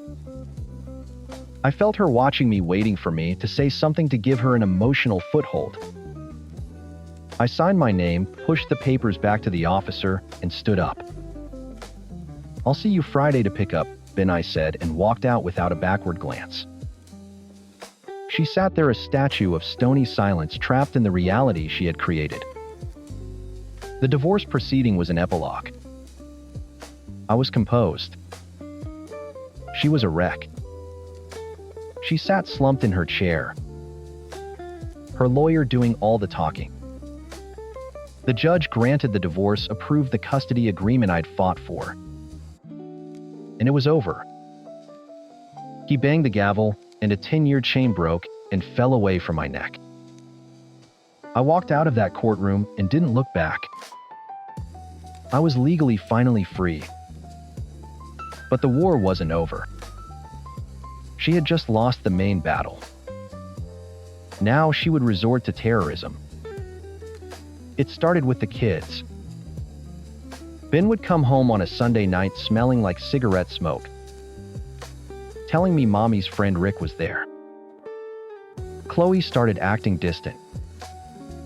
One evening, while I was making dinner, she asked Daddy, "Are you selling our house? Mommy said you're broke and we'll have to move." My blood ran cold. Why would she say that, sweetie? She said to ask you. She said you're probably hiding money. She was using our 5-year-old daughter as a spy, pumping her for information and poisoning her with lies. I knelt down. That's not true, Chloe. This is our home. Always. The week before Ben's 9th birthday, it escalated. She was supposed to drop him off at 6 on Sunday. At 6:30, I called. Voicemail. 700. Voicemail. Panic began to claw at my throat. At 8:15, I got a text. A picture of Ben looking miserable in front of a tacky miniature golf course 3 hours away. Asterisk asterisk. Decided to give him an early birthday trip. Don't worry, we're having fun. Asterisk asterisk. She had kidnapped my son. It wasn't a legal kidnapping, not yet. But it was a violation of the custody order and a direct attack. I called Chen, my voice shaking with rage. We documented everything. She brought him back the next day, 24 hours late, acting as if she'd done us all a favor. Ben was quiet and withdrawn for days. The final front in her campaign of sabotage came through my best friend Mark. He called me on a Thursday night. "Hey man, weird question," he said. "Did you lose your job?" "What? No. Why?" I got a message from Sarah on Facebook." My stomach tightened. "What did she want?" "She said she was worried about you. Said you were struggling financially, that you were about to lose the house. And she wanted to know if I could check in on you. Basically, she was trying to spread a rumor that you're falling apart." He was a good friend. He saw it for what it was. A desperate attempt to isolate me, to shatter the stable life I was painstakingly rebuilding.